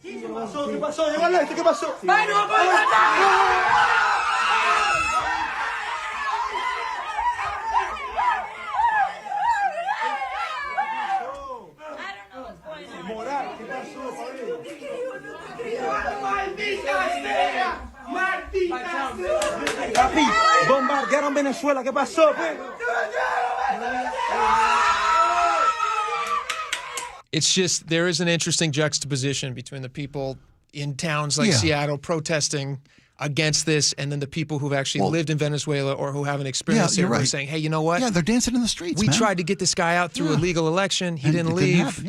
And now he's gone, and they seem to be very excited. I'm not from Venezuela, so I don't know. Neither am I. But Maduro's vice president is still in charge, was sworn in as the acting president. Yeah. Well, his defense minister, blah blah blah. The entire regime, Maduro regime, is still in place. Yeah, but they're doing that after they're after their top guy, who was just taken out in the middle of the night. I guarantee you, they're just sitting on their hands right now. Well, not the vice president, Dulce Rodriguez, I think it is, to say, no. I'm vice president. He's still our president. He was kidnapped, violation of international law. They're digging their heels in, and it could get messy. I understand. Very messy. I saw a clip with Rubio who was saying that they are now working with her, and she has said she's going to do whatever it takes to make sure that she's working in the United States. That's what we hear from the president, from the Secretary of State. They're going to do whatever we tell them to do to make Venezuela great again. I don't know that that's the case. That seems to me from what she's saying to her people, to the people who supported Maduro. He lost the election, but he has supporters, violent supporters. Sure. It's just a mess down there. Do you think it Where would do have we been go better from if he here? stayed in power? No, not at all. But Okay, I think it would be better if we had How would followed How would you have done that? When asked directly, Sent a letter? When asked directly, Rubio and Hegseth, asked by members of Congress behind closed doors, not in fear of public disclosure, sure, that lied directly to members of Congress, which they're required to be accountable to. Okay. We have no plans on the ground. We have no. While they had been rehearsing for months, Well, then to if do they this, weren't they misled. Yet, they're not required to say what everything might happen until they're ready to go, right? When they're asked directly, do you have any plans to invade Venezuela? And they say, we have no plans. Listen, there's always contingency things they're probably planning for at all But time. lying to Congress, blatantly lying, open your mouth, and just purposefully misleading members of Congress that you're required to be accountable to. I don't see the upside of that at all. Of lying to Congress. Lying to Congress behind closed doors. Not like in a public hearing where they're worried about Maduro tuning into CNN and Was it finding a out lie? Yeah, pretty much. Are you planning this? No, we're not planning this while they've been rehearsing for months. Yeah, that's a lie. Would you tell them? Yes, by law. You have to. You may not like. Yes, you have to by law. What if they said don't do it? What if who said? Congress said? What if one of the congressmen? Congress has the power to say you don't have the right to do this. Then they can make their case legally, argue their case, And then that he's an imminent threat. Do you think a leak is a possibility? I can't say it's not. I mean, we've had like Supreme Court leaks, so it's possible Yeah, that of somebody course might it's have leaked this. that's a possibility. Like, I just don't see. I don't see it personally. This is my opinion. Yeah. I don't see it as justification for violating constitutional law. so you'd keep him in power. I'd find a better way to get him out. How's that? Sure. I would All right. try. Yeah. Yeah. Figure Slip out. something into his couscous. What if you just whatever. invited him to leave? They like did. They tried to. They tried to. Many I know. times. I hear you, man. All right. We got a lot more coming up. Stick around. This hour is brought to you by Insulation Northwest. Seattle's newly elected mayor, Katie Wilson, is going to be joining the John Curley Show at 3 o'clock. It's perfect timing because Mayor Wilson has already made national news on a policy change that the mayor says is not a policy change. We'll try to figure all that out. Plus, I'll talk to her about taxes, and I'll get a chance to ask her my favorite question that I ask every elected official. I can't wait to hear her answer coming up at 3 o'clock on the John Curley Show on KIRO Radio 97.3 FM. And watch it live on the KIRO Newsradio YouTube page. Hey, Jake Skorheim here. Did you know that 25% of your home's heat loss is through your attic? Hot air rises, and if your attic isn't properly insulated, the hot air is going to go right through your roof, through your ceiling, and out into the air. That sounds cold, and it's expensive. So if your furnace is working overtime, it's time to call Valentine. And right now, Valentine has a great winter special. You can bundle attic insulation and any new roof, and you're going to save an additional 10% off your entire project. Just call 206 Roofing, and remember, when you see the Valentine red vans, you know your home is in good hands. What does VA mean to me? A place for my daughter to call home. Thanks to the VA Home Loan. A new lease on life. The best healthcare team I've ever had is here at VA. And education, and the opportunity to open doors I never thought possible with my GI Bill. The financial support I need to manage the disabilities I developed because of my service. Get what you earned. Visit choose.va.gov. Not all veterans are eligible for the type or amount of benefits mentioned here. Endless hours of research, seeking referrals, dozens of calls. Hiring the right attorney can be a challenging process during an already difficult time. J.P. Pendergast with Pendergast Law explains. In Washington State, Tom, there are thousands of attorneys to choose from. Referrals and online research can be helpful, but discovering the right attorney requires a conversation. It can be hard to identify integrity and authenticity without that interaction. So, what do you recommend? We encourage anyone looking for personal injury representation to call for a free consultation with our team before making a decision simply based on referrals or online research. Accident victims need an attorney that listens, demonstrates honesty, and is genuinely understanding of their unique circumstances. The care, attention, and preparation that our firm provides throughout the case mirrors the effort involved when taking on the insurance companies. Save time and avoid mistakes after an injury. Contact the caring and compassionate team at Pendergast Law. If you or a loved one has been injured in a car accident, call Pendergast Law. We can help. When the new year hits, every business could use a little something to stay ahead. A lift, a jump start, an edge, or perhaps a boost. Like the all-new 5-year business boost from Comcast Business. It's the certainty of a price lock for 5 years on qualifying internet bundles. Plus, you'll have the most reliable Wi-Fi with our best equipment, so your whole team can stay connected at a great rate. And to sweeten the deal, ask about a $500 prepaid card when you add 2 lines of mobile. It's the boost your business deserves. So sign up for the 5-year business boost and get a 5-year price lock on ultra-reliable Wi-Fi. Plus, ask about a $500 prepaid card. Comcast Business, powering possibilities. Ends 2/22/26, new customers only. 1-year contract required for guaranteed rate. 5-year pricing applies to monthly service charge excluding taxes and fees. Best Wi-Fi based on Open Signal Awards USA. Fixed Broadband Experience Report, May 2025. All right, here's a quick confession. The reason Nick, my wife, is going to Longevity Medical Clinic is because why? I got sick of watching you sleep at night when I was awake. Wait a minute. Wait. Here's what would happen. I'd be asleep because I've got my hormones balanced thanks to Longevity Medical Clinic. I'm asleep, and then Nick would go, "Are you asleep? Are you sleeping? That's not fair. I can't sleep." I'm like, "So you're going to wake me up?" Yes, because I didn't want you to have more energy than I would the next day, and I was up all night. So what did I say to you? I said, so go to the Longevity Medical Clinic. Do the same thing I did. Get your hormones balanced. You'll sleep better, right? And I did. Right. You don't have to wake me up anymore and go, it's not fair that you're sleeping. I know. But didn't you see that it wasn't fair that you were waking me up? Yes, because now you're the one taking the dogs out because I'm still asleep in the morning. So we're both getting good night's sleep. We're both getting lots of energy, and we're happy. You want me to tell you why? Because my hormones are now balanced. Okay, I don't want to hear about your hormones right now. So be like Nick and get a free health analysis at lmclinic.com. That's lmclinic.com. Breast cancer is a tough battle for anyone to fight. But when you can't work, care for your kids, or even put food on the table, that diagnosis can be devastating. I'm Dr. Suzette Miranda, a plastic surgeon who is proud to support Northwest Hope and Healing. Our mission is to provide a lifeline for breast and gynecologic cancer patients. We cover essentials like food, utilities, and childcare, so patients can focus on healing.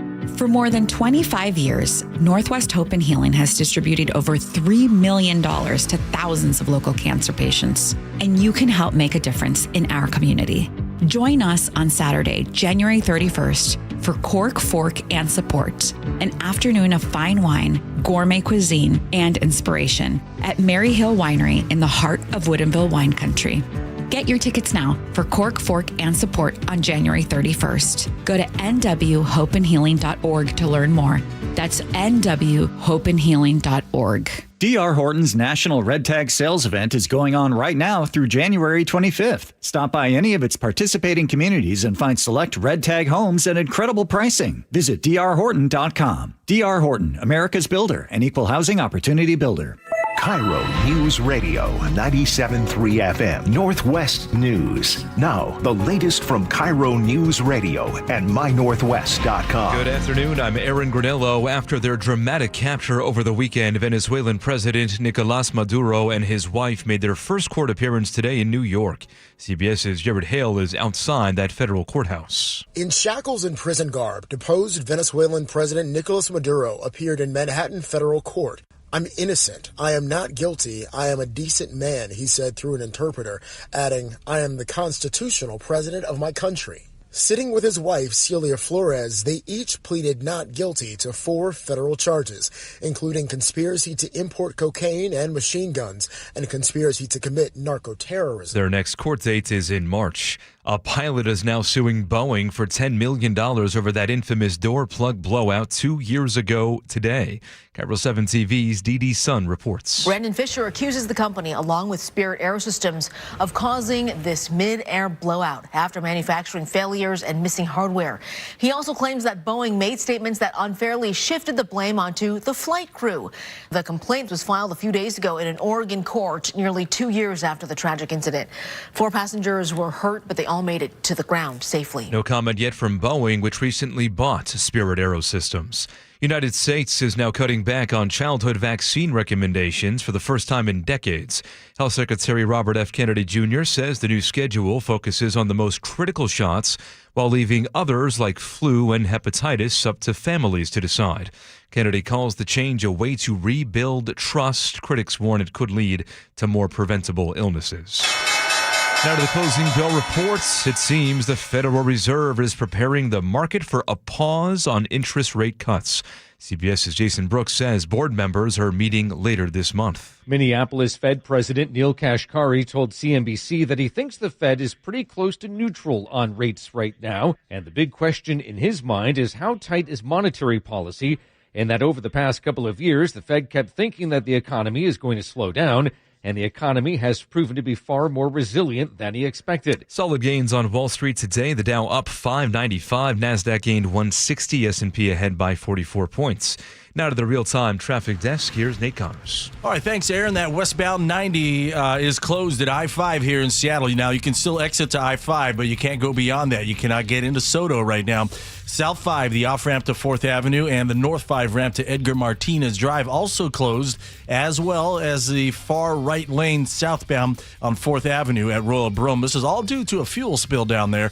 No estimated time to reopen. We're a couple hours into this. We did clear our collision South 5 at the West Seattle Bridge, though. That was a recent clearing, so we're still backed up to Mercer. We cleared our collision eastbound 518 at I-5 there in Tukwila, but it's still packed from the airport over to I-5. And out in Kitsap County, southbound 3 just past Chico Way, a car fire just reported. If you're heading over the passes, Snoqualmie and Blewett, no restrictions. Traction tires advised and oversized vehicles prohibited at both Stevens and White. Otherwise, the rest of our map looks good.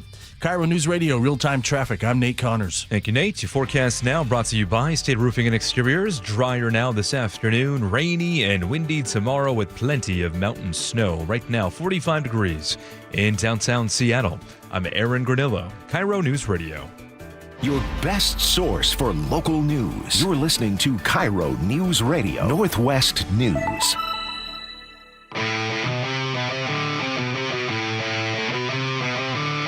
All right, welcome back to the show. In just a little bit, we're going to talk to We Heart Seattle's Andrea Suarez. She's going to be in studio with us to talk about this new directive, non-directive, whatever it is.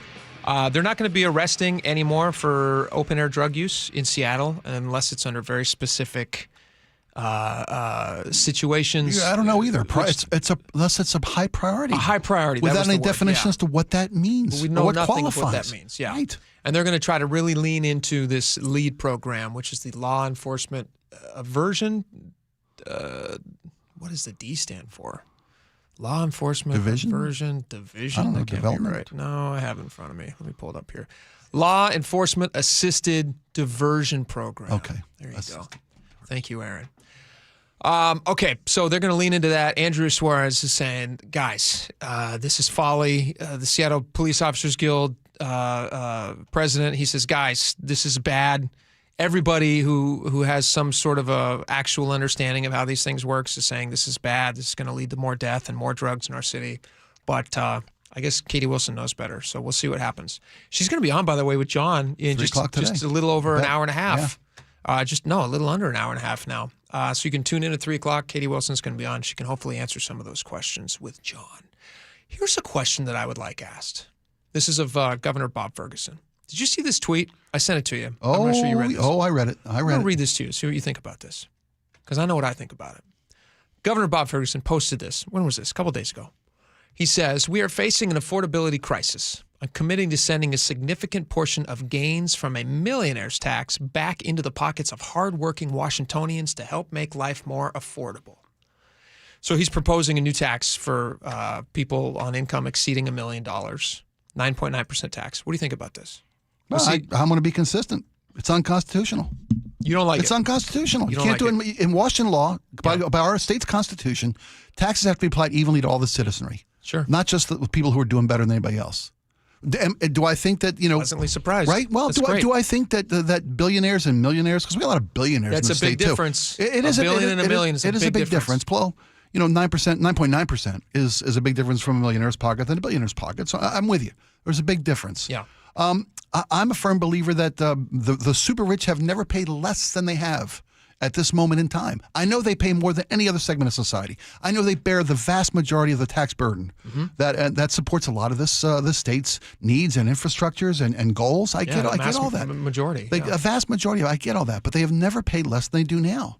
And if we want to make America great again, You have to ask those who are benefiting the most from this society and its structure to give a little bit more back to the society and its structure. They will, in fact, benefit more from helping more. You know, we've had a 60% surge in state spending since the pandemic.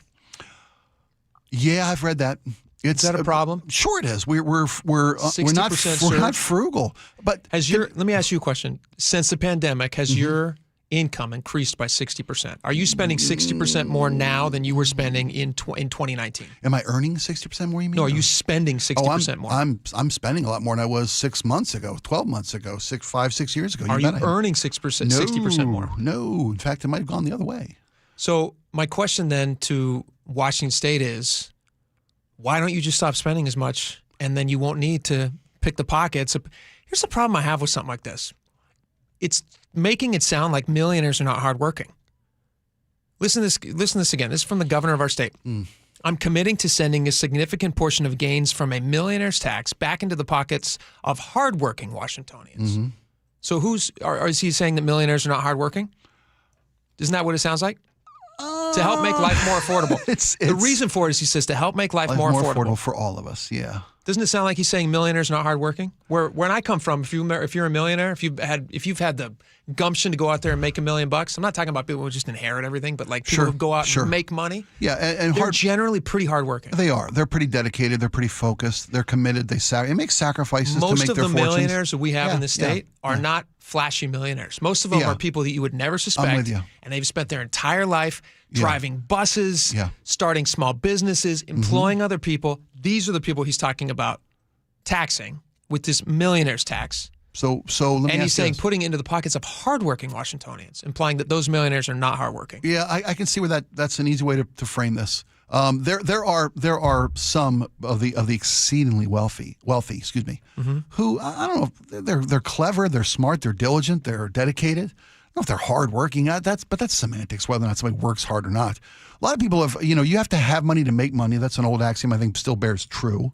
A lot of people who have what we would deem excessive wealth use that money in the system that's in place to just further their excessive wealth. It's really not hard work to know where to put your money, when to put your money somewhere. Yeah.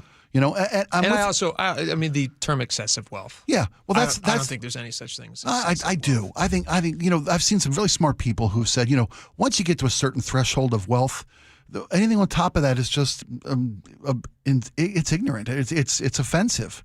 If you make more money, it doesn't make any sense to me. It just seems to me that people who have $100 billion, their life is not going to improve any way, shape, or form when they make theirs an extra $3 billion, an extra $100 billion, another $100 billion on top of that, another $100 billion on top of that.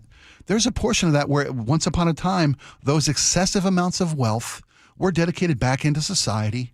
When our greatest society was built in the mid 20th century, the tax rates were a lot higher than they are today. If you want to have we disagree on this because we've had this discussion before. Had this conversation, and those people weren't actually paying a lot of taxes. Because there were excessively high tax rates, but loopholes that allowed them to avoid that taxation by reinvesting in their community, in their society, in their businesses. No, they just moved it to different places, and they didn't have to pay those. So the high tax rates existed, but they pulled in much less revenue. So it wasn't high taxes that built society. There are educated people who argue the other side of that issue. That's a valid point. Well, they're not very educated. We talked about like the men who built America. We talked about that. Yeah. Those guys all had virtually almost no taxes on them at the time because they would move money offshores and they would put things. Tax rates were very, very low, and they made massive fortunes, but they also accomplished great things. Well, I'm not saying everything that they did was perfect. I know, and neither am I. I wouldn't want to work in those early companies. I'm not saying they were all dedicated to society's betterment, but some of them were, many of them were. Here's the problem that I have with a tweet like this that he sent out, or a post like this. To help make life more affordable. That's the last line that he said. To help make life more affordable. Yeah. Why doesn't he start by just not taxing people as much as he's already doing? Like, look at the gas tax, 55 cents a gallon. Well, that would make life more affordable. Yeah. That would directly affect people. Instead of taking money from one person's pocket and giving it to somebody else like he's arguing to do here, I'm going to take it from the pockets of the rich and put it in the pockets of hardworking people. Why doesn't he just stop taking hardworking people's money? It wouldn't be an empty pocket. Let them have their own money. They don't need money from some other person who's worked their butt off and gotten that on their own. Yeah, I'm with you. Let them have their own money. I'm sure they'd be much happier having their own money. That's solid thinking. It's common sense based approach. Nuts. I'm with you. I got your back on that. All right, we got a lot more You've coming up. closed my mind. Good job. That's what I'm trying to do. I know. Trying to close minds. All right, we got a lot more coming up. Be right back. The Closing Bell is brought to you by Trajan Wealth Management. Seattle's newly elected mayor, Katie Wilson, is going to be joining the John Curley Show at 3 o'clock. It's perfect timing because Mayor Wilson has already made national news on a policy change that the mayor says is not a policy change. We'll try to figure all that out. Plus, I'll talk to her about taxes, and I'll get a chance to ask her my favorite question that I ask every elected official. I can't wait to hear her answer coming up at 3 o'clock on the John Curley Show on KIRO Radio 97.3 FM. And watch it live on the KIRO Newsradio YouTube page. For over 50 years, Bucky's Complete Auto Repair has been the one locals trust for honest pricing, expert service, and guaranteed repairs. This dedication has earned them a Carfax Preferred designation. At Bucky's, every customer gets detailed Carfax updates, timely service reminders, and a full service history, all at your fingertips. With 16 family-owned locations, no appointment needed, and easy financing, Bucky's makes auto care simple. Visit Bucky's.com today and drive with confidence. Bucky's.com. At Madrona Financial and CPAs, we believe there are 7 steps that must be taken in preparation for a successful retirement. Retirement needs more than just a basic income plan. Hi, Jeff here with Madrona Financial and CPAs. Don't settle for a partial plan. Get the real deal by requesting your no-cost Madrona analysis today and discover what you may be missing. Call 833-673-7373 right now to request your analysis. That's 833-673-7373. Here's a tale of Linda trying to lose weight, but the med prices she found were all over the place. Hidden fees and markups made her jaw drop low. Then she found GoodRx. Now she's in the know. GLP-1 subscriptions FDA approved. With clear upfront pricing. And same-day pickup. That's GoodRx, the no-nonsense way. Save time and money on prescriptions. Get to goodrx.com/weight loss. GoodRx is not insurance. This message comes from Viking, committed to exploring the world in comfort. Journey through the heart of Europe on an elegant Viking longship with thoughtful service, destination-focused dining, and cultural enrichment on board and on shore. With small ships that bring travelers closer to the destination, there's more time to explore. And every Viking voyage is all-inclusive, with no children and no casinos. Discover more at Viking.com. Are you 50 or older? This news is for you. The CDC recommends you get vaccinated against pneumococcal pneumonia. Even if you're healthy, your age puts you at risk. People 50 or older are over 6 times more likely to be hospitalized with pneumococcal pneumonia compared to adults 18 to 49. Just one shot can help protect you. Learn more and schedule at vaxassist.com. That's VAXassist.com. Sponsored by Pfizer. Meet Morgan Jones. Morgan is about to step into a world unknown to most, thanks to Progressive's Renters Insurance, a place of fresh linens and turn-down service. You see, Morgan temporarily vacated her apartment and has gone to a hotel because a pipe burst in her apartment, a pipe that made her sense of reality and apartment ceiling all come crashing down.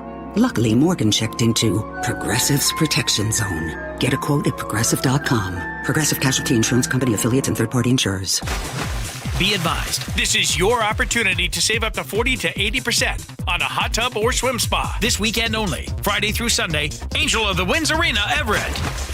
Be advised, this is your opportunity to save up to 40 to 80% on a hot tub or swim spa. This weekend only, Friday through Sunday, Angel of the Winds Arena, Everett. 18-month interest-free financing. Our factories have demanded we sell 1,000 hot tubs and swim spas this weekend. Angel of the Winds Arena, Everett. Huge factory incentives, factory rebates, this weekend only. Angel of the Winds Arena, Everett. We can remove your old hot tub. Free delivery of your new hot tub. Hot tub starting at $2,999. Angel of the Winds Arena, Everett. Free delivery of your new hot tub. Just relax and enjoy. Angel of the Winds Arena, Everett. Friday, 2 p.m. to 8 p.m. Saturday, 10 a.m. to 8 p.m. Sunday, 10 a.m. to 6 p.m.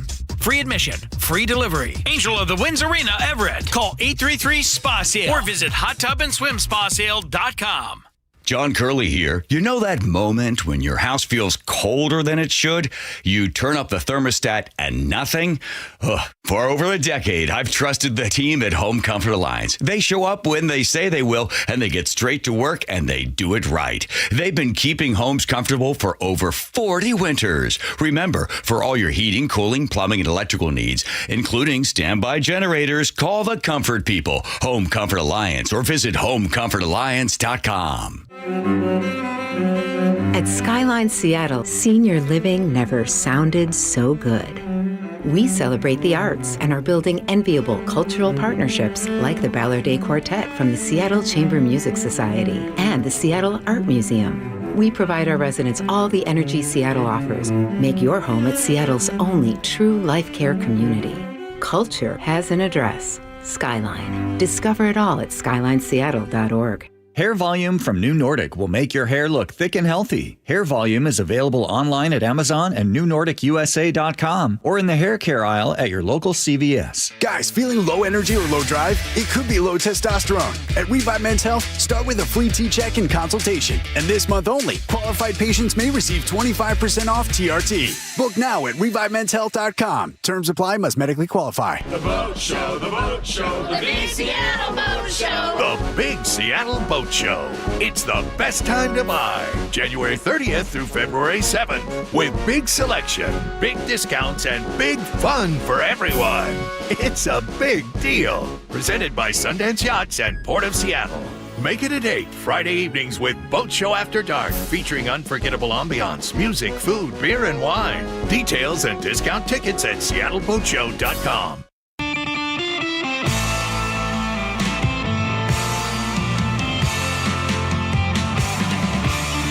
All right, welcome back to the show. We realize this is our first show of the new year, and we haven't had a chance to talk since the holidays. So how was everybody's break? Did everybody have a nice time? Good gifts? Yeah. It was a wonderful, wonderful holiday season. Fantastic. Really was. You know, I know you've got young ones and little ones at home. Sure. That's, to me, that's the magic of Christmas is the faces. Yeah. You know, I hope you guys had just a beautiful holiday with your boys. It was so fun. Mrs. Skorheim. Yeah, they go wild. They have a good time. The anticipation for Christmas, and then just getting to see. That's a very special time where you really get to is. see Christmas through kids' eyes, because you do just that kind of fades away as you get older. It becomes it's inevitable. And you can't help it. So yeah, it was great. It was great. How about you guys? Laura, you? Because I had a mixed bag at Christmas. Yeah, I had a great Christmas. I got like almost everything I wanted. I saw lots of family. I ate lots of great food. Went to a cool cabin. No right? complaints other than my grandma getting sick. Everything was She's okay now? hunky-dory. She's great now. Oh, by the Yeah. way, if you haven't heard, Jake, you too, when Laura and I did the shows last Monday and Tuesday without you, Laura's grandma came on. And if you haven't heard this yet, do yourself a favor. Everybody out there in the audience, do yourself a favor. Go back and find the segment on our YouTube channel when Laura's grandma comes on the show and talks about, the importance of a flu shot. Sure. The importance of libraries in America. And Laura as a little kid. It's magic. Very It's sweet. magic. I missed it, but I'll wonderful. go back and check it out. We had a great holiday.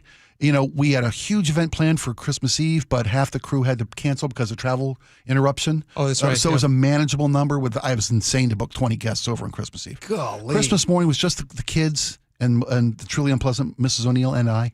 So it was smaller. It's just the six of us, 5 of us plus 3 dogs. So that's And I saw, my wife, I genuinely surprised her with a gift, but my daughter did even better.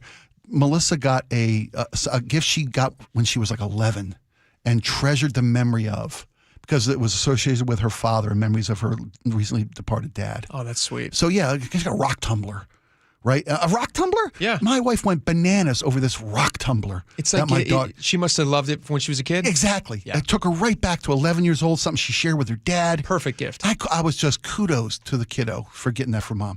Me, on the other hand, I got a gift that troubles me. And so my sister-in-law, I love her. She's wonderful. Married, 2 kids. We're such a connected family. She sent me, every year she sends me Christmas gifts. We don't get to spend Christmas together very often with that Southwestern contingent of the family. Sure. So our gifts come in a box and we open them all together, and it's a lot of back and forth on Christmas morning. I opened this gift from my sister-in-law, and I wish I could share a picture, but I fear our FCC license on this one. My sister-in-law sends me usually. I'm nervous about right? this now. What is this? Usually it's very Southwest-centric. I get, chilies. I love, recipe stuff. I get stuff to cook with from the Southwest. Albuquerque, I always get a balloon fiesta calendar. If you ever go to Balloon Fiesta with my sister-in-law, you lifetime get a calendar. What's the gem that they have there? Everybody wears. Turquoise. Turquoise. I got tons of turquoise. You got a lot of turquoise. Tons of, it's okay. I got a lot of Breaking Bad Turquoise swag. and leather stuff. Yeah, sure. But this year I opened up a gift for my sister-in-law, and I'm holding in my hands on Christmas morning this beautiful dark wood, and I think it's like a teak wood, or it's a hand carved image of a woman, a tropical woman, a naked tropical woman. Okay, and I'm thinking, okay, sis-in-law, this is okay, different. This is from your sister. My sister-in-law. And then I'm like, what is this? And all of a sudden it's the legs of this beautiful Tahitian, I'm assuming Tahitian. Sure. Woman open, and it's a nutcracker. It's a beautiful hand-carved hardwood semi-erotic nutcracker. But it's a naked lady? It's a naked lady. Her bottom half is covered. It's not like, We're not showing this to the audience. No, we're not. But she's pull this ample. up on your phone? She's ample. I'll show her a picture with you so you can, when describing it. She's amply endowed, as a beautiful Tahitian woman should be, and as all good nutcrackers do. Good Lord, yeah. She could, you've heard the expression from some women could crack a walnut with their backside. This nutcracker can. That's why it was designed. Why would she give you this? I asked that question too. And why would what did your wife think? When I give you the backstory on why, you'll understand it. We recently lost an 84-year-old aunt, one of my wife's oldest matriarchs. Was she She was a Tahitian dancer? She traveled the world throughout her course of her professional career. She was with the government. She was with the CIA. She was an administrative assistant At least with that's the what she CIA. told you guys. So we heard. Yeah. And she recently passed away. And my sister-in-law collected little treasures from her lifetimes of collections and accomplishments and sent those to family members. Oh, that's cool. For Christmas. So this is from Aunt Glenda. So that was something that she had. That was that she has had for decades. And when Aunt Glenda passed, and they're going through her home and finding out, we've got a bunch of White House Christmas ornaments because she was in the CIA for years. And it was beautiful. I'm like, okay, that's now it's kind of neat when you're cracking nuts. It's wonderful. I will use this with love and reverence and respect, and not think that it's some also weird hide innuendo. It a little bit. Don't put it out when there's company over. It's not for everybody's enjoyment. It's just for mine. It's for mine. It's nice. Isn't that beautiful? That's beautiful. I'm afraid to use it because it's got to be 60 or 70 years old. I'd be careful with that. Yeah. I'm not going to use it in public. I'm definitely not going to share it at work. Oh, look, there's our company that's president. That's a nice nutcracker. Look, We got to go. We'll be right back. Seattle's newly elected mayor, Katie Wilson, is going to be joining the John Curley Show at 3 o'clock. It's perfect timing because Mayor Wilson has already made national news on a policy change that the mayor says is not a policy change. We'll try to figure all that out. Plus, I'll talk to her about taxes, and I'll get a chance to ask her my favorite question that I ask every elected official. I can't wait to hear her answer coming up at 3 o'clock on the John Curley Show on KIRO Radio 97.3 FM. And watch it live on the KIRO Newsradio YouTube page. I'm worried. About what? Water. Oh? Hot water, if you really want to know. Water heater worries? Worried it's wearing down. Running out? The hot doesn't last like it used to. So you're... worried. I got a guaranteed fix. Let me guess. A new water heater. Right, but... that's what worries me. Well, worry no more. Why? What you need is an Apollo Plumbing water heater. Because? We include Wrenchie's worry-free warranty. Wrenchie's what? Worry-free warranty. Which means? When it wears out, we replace it. No extra charge. As an A-List Club member, you're covered for life. For life? For as long as you're an A-List member. You get annual life-extending water heater flushes included. So it lasts longer. Right. And when it needs replacement, you're covered. With no worries. Because it's Wrenchie's worry-free warranty. What else would you expect from the Ready Right Now plumbers? Apollo Plumbing. Home of Wrenchie's worry-free warranty. What about tankless ones? Worry-free too. Gotta love that Wrenchie. ApolloPlumbing.com. An organized home is a happy home and a happy homeowner. John Curley here. Closets by Design made me and my home happy. Experience the quality and backing of a national brand with friendly local Seattle service. From booking the appointment to a free in-home consult to installation day, Closets by Design will leave you wowed and clutter-free. Right now, get up to 40% off plus an additional 15% off and 18 months financing and free installation. Visit closetsbydesign.com or call 1-800-BY-DESIGN to schedule today. An illegal alien from Guatemala charged with raping a child in Massachusetts. An MS-13 gang member from El Salvador accused of murdering a Texas man. a Venezuelan charged with filming and selling child pornography in Michigan. These are just some of the heinous migrant criminals caught because of President Donald J. Trump's leadership. I'm Kristi Noem, the United States Secretary of Homeland Security. Under President Trump, attempted illegal border crossings are at the lowest levels ever recorded, and over 100,000 illegal aliens have been arrested. If you are here illegally, you're next. You will be fined nearly $1,000 a day, imprisoned, and deported. You will never return. But if you register using our CBP Home app and leave now, you could be allowed to return legally. Do what's right. Leave now. Under President Trump, America's laws, border, and families will be protected. Sponsored by the United States Department of Homeland Security. I got to tell you something, Nick. I have really noticed a difference in your energy level since you started going to the Longevity Medical Clinic. And you know why? Why? Because they actually balanced my hormone levels. And when they do that, the largest change I noticed was that now I could sleep. And then not only get more sleep, to just get more energy, right? Right. So that all of a sudden that resulted in me, I started running again and doing all these things that I felt so fatigued throughout the day that I couldn't do anymore. Okay, so at this point, do you want to apologize to me? Because I was always saying to you, every time you say, I don't sleep, I don't feel well, I feel kind of off, I go, well, you need to get in touch with Longevity Medical Clinic. And you're always like, blah, blah, blah, blah, blah, blah. I know. But now it's turned into something fun that we get to go in together. So I need to hear, you were right. You were right. You were right. I should have gone to Longevity Medical Clinic. I should have. There we go. Fine. Yes. You know the right thing to do. Get in touch with Longevity Medical Clinic. Take the free health analysis at lmclinic.com. KIRO FM and HD1 Tacoma, Seattle. This is CBS News on the Hour, sponsored by Progressive Insurance. I'm Jennifer Kuiper. Ousted Venezuelan President Nicolas Maduro has appeared in court in New York, where he and his wife have pleaded not guilty to federal drug trafficking and other charges. CBS's Cammie McCormick. Outside the courthouse in New York, some Venezuelans celebrated. I'm feeling very, very happy, very, very excited. Inside, Maduro declared himself an innocent and decent man. The legal proceeding will likely kick off a protracted fight over whether he can be put on trial in the U.S. Both Maduro and his wife agreed to remain detained for now. Legal contributor Caroline Polisi. If he gets convicted on all 4 counts, you're looking at 30, 40 years to life. His next court appearance will be in March. Defense Secretary Hegseth said today the U.S. forces who participated in the raid numbered less than 200. Delcy Rodriguez, the vice president under Maduro, has been officially sworn in as Venezuela's interim president. No foreign journalists are allowed inside Venezuela right now, so CBS's Lilia Luciano reports from the country's border with Colombia. Most importantly right now is the figure of Delcy Rodriguez and how far she is willing to go to do what the United States is asking in terms not just of oil, but of persecuting drug traffickers. The U.S. military intervention in Venezuela has reignited fears about President Trump's desire to obtain Greenland, the autonomous Danish territory. Reaction from a woman in Copenhagen. I think we have a big responsibility to push back and to let him know that this is not something that he can just own. He could just possess. Several European countries have urged Trump to stop threatening a NATO ally. The CDC updates its childhood immunization schedule to recommend fewer vaccines, despite the opposition of the American Academy of Pediatrics.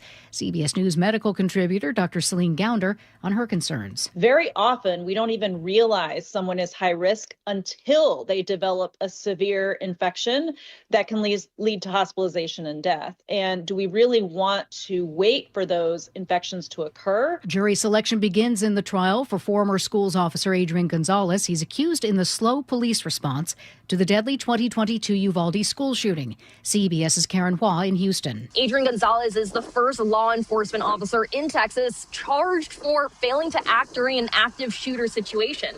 He's facing 29 counts of child endangerment and abandonment, and he's pled not guilty. On Wall Street, the Dow ends at a record. The surge was led by Chevron, an unexpected beneficiary of the U.S.-engineered shakeup in Venezuela.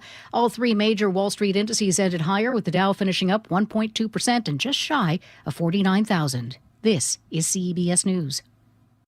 Sponsored by Progressive. See why over 43 million drivers trust Progressive to stay protected on the road. See for yourself at Progressive.com. Coming up, Seattle's new mayor is at odds with the police union. That's after Nate Connors at the real-time traffic desk. Thanks, Aaron. This report brought to us by Northwest Hope and Healing. That westbound 90 is still closed right at I-5 here in Seattle. Again, you can exit to I-5, but not into Soto. South 5, the off-ramp to 4th Avenue is also closed, and your North 5 ramp to Edgar Martinez Drive is also closed. Looks like crews might be wrapping up our fuel spill there on 4th Avenue, which is causing all these closures. So hopefully we'll have this all reopened soon. Backups aren't terrible, especially on I-90. South 5 just a little crowded from the Ship Canal Bridge to I-90. In Tukwila, looks like we might still have this collision eastbound 518 at I-5. After all, traffic really hasn't let up in an hour. It's bumper to bumper coming out of the airport over to I-5. In Renton, we just cleared a stall north 405 at 167. Just a little slowing from South Center to the scene. South Center to Bellevue has a 5-minute delay. The rest of this commute is looking good. Join Northwest Hope and Healing for Cork, Fork, and Support, an afternoon of wine tasting and inspiration.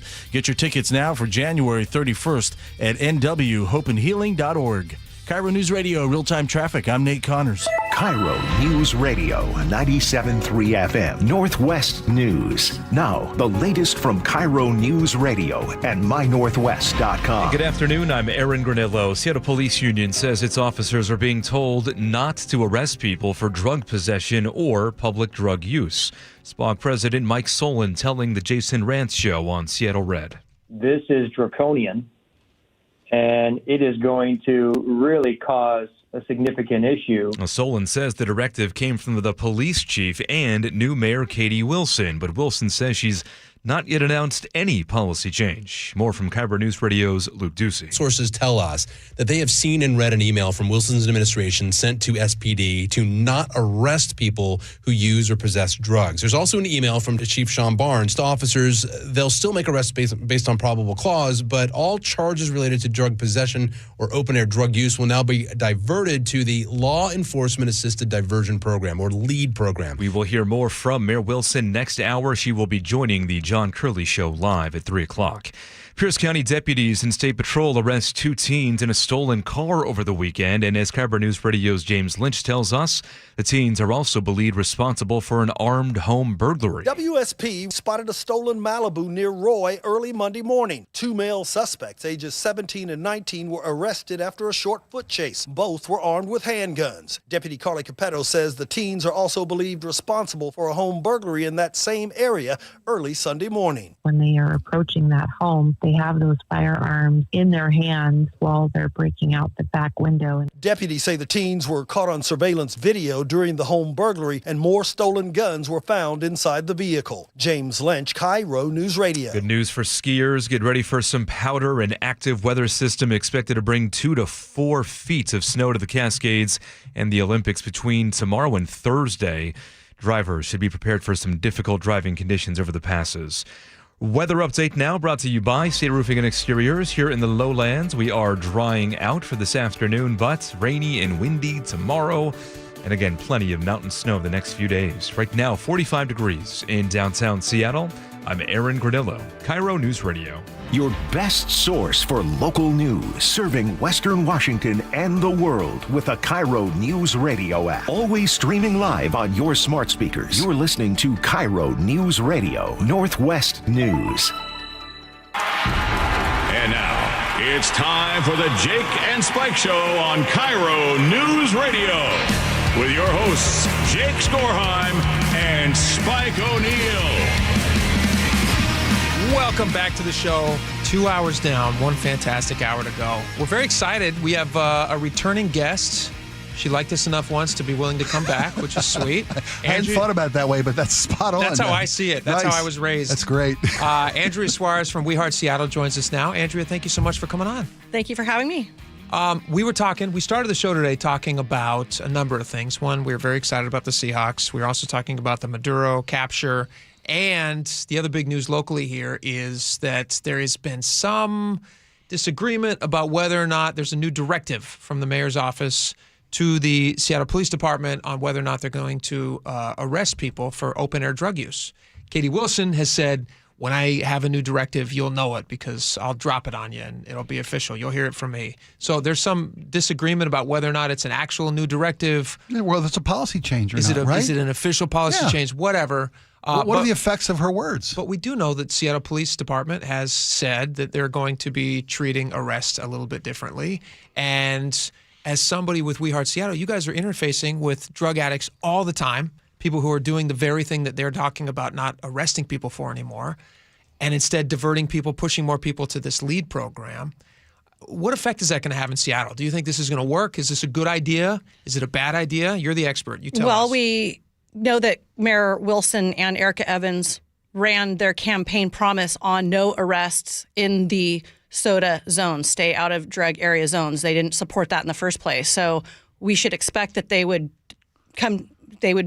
make that happen. Deliver on their promise. Yeah.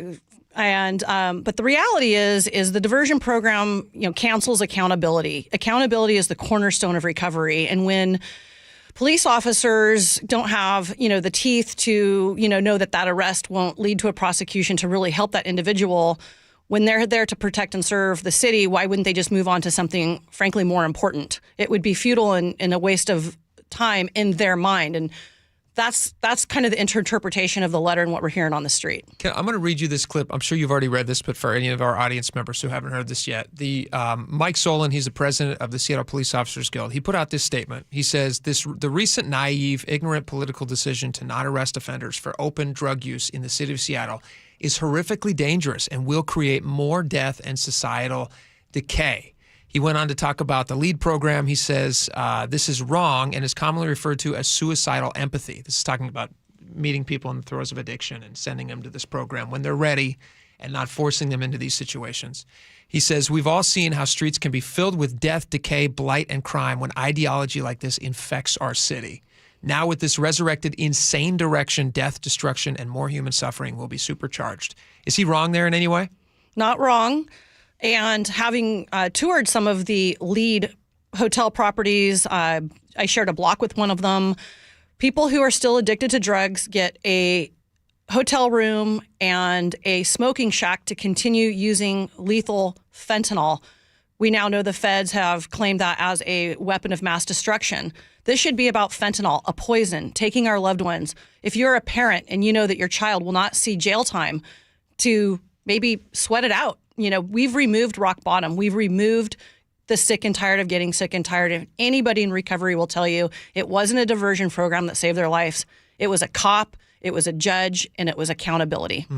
As a recovering addict, I couldn't agree with you more. You have to hit bottom. And if you keep moving the bottom, the bottom is that your life ends without you having to face. And I'm a compassionate guy.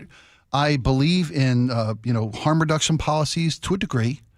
But to your point, you have to have accountability. If people aren't ready to get clean, you have to make them ready. You have to give them the real consequences of their action, short of them dying. Addiction is control. Addiction is in control of that person. That person has absolutely lost right. control of their life.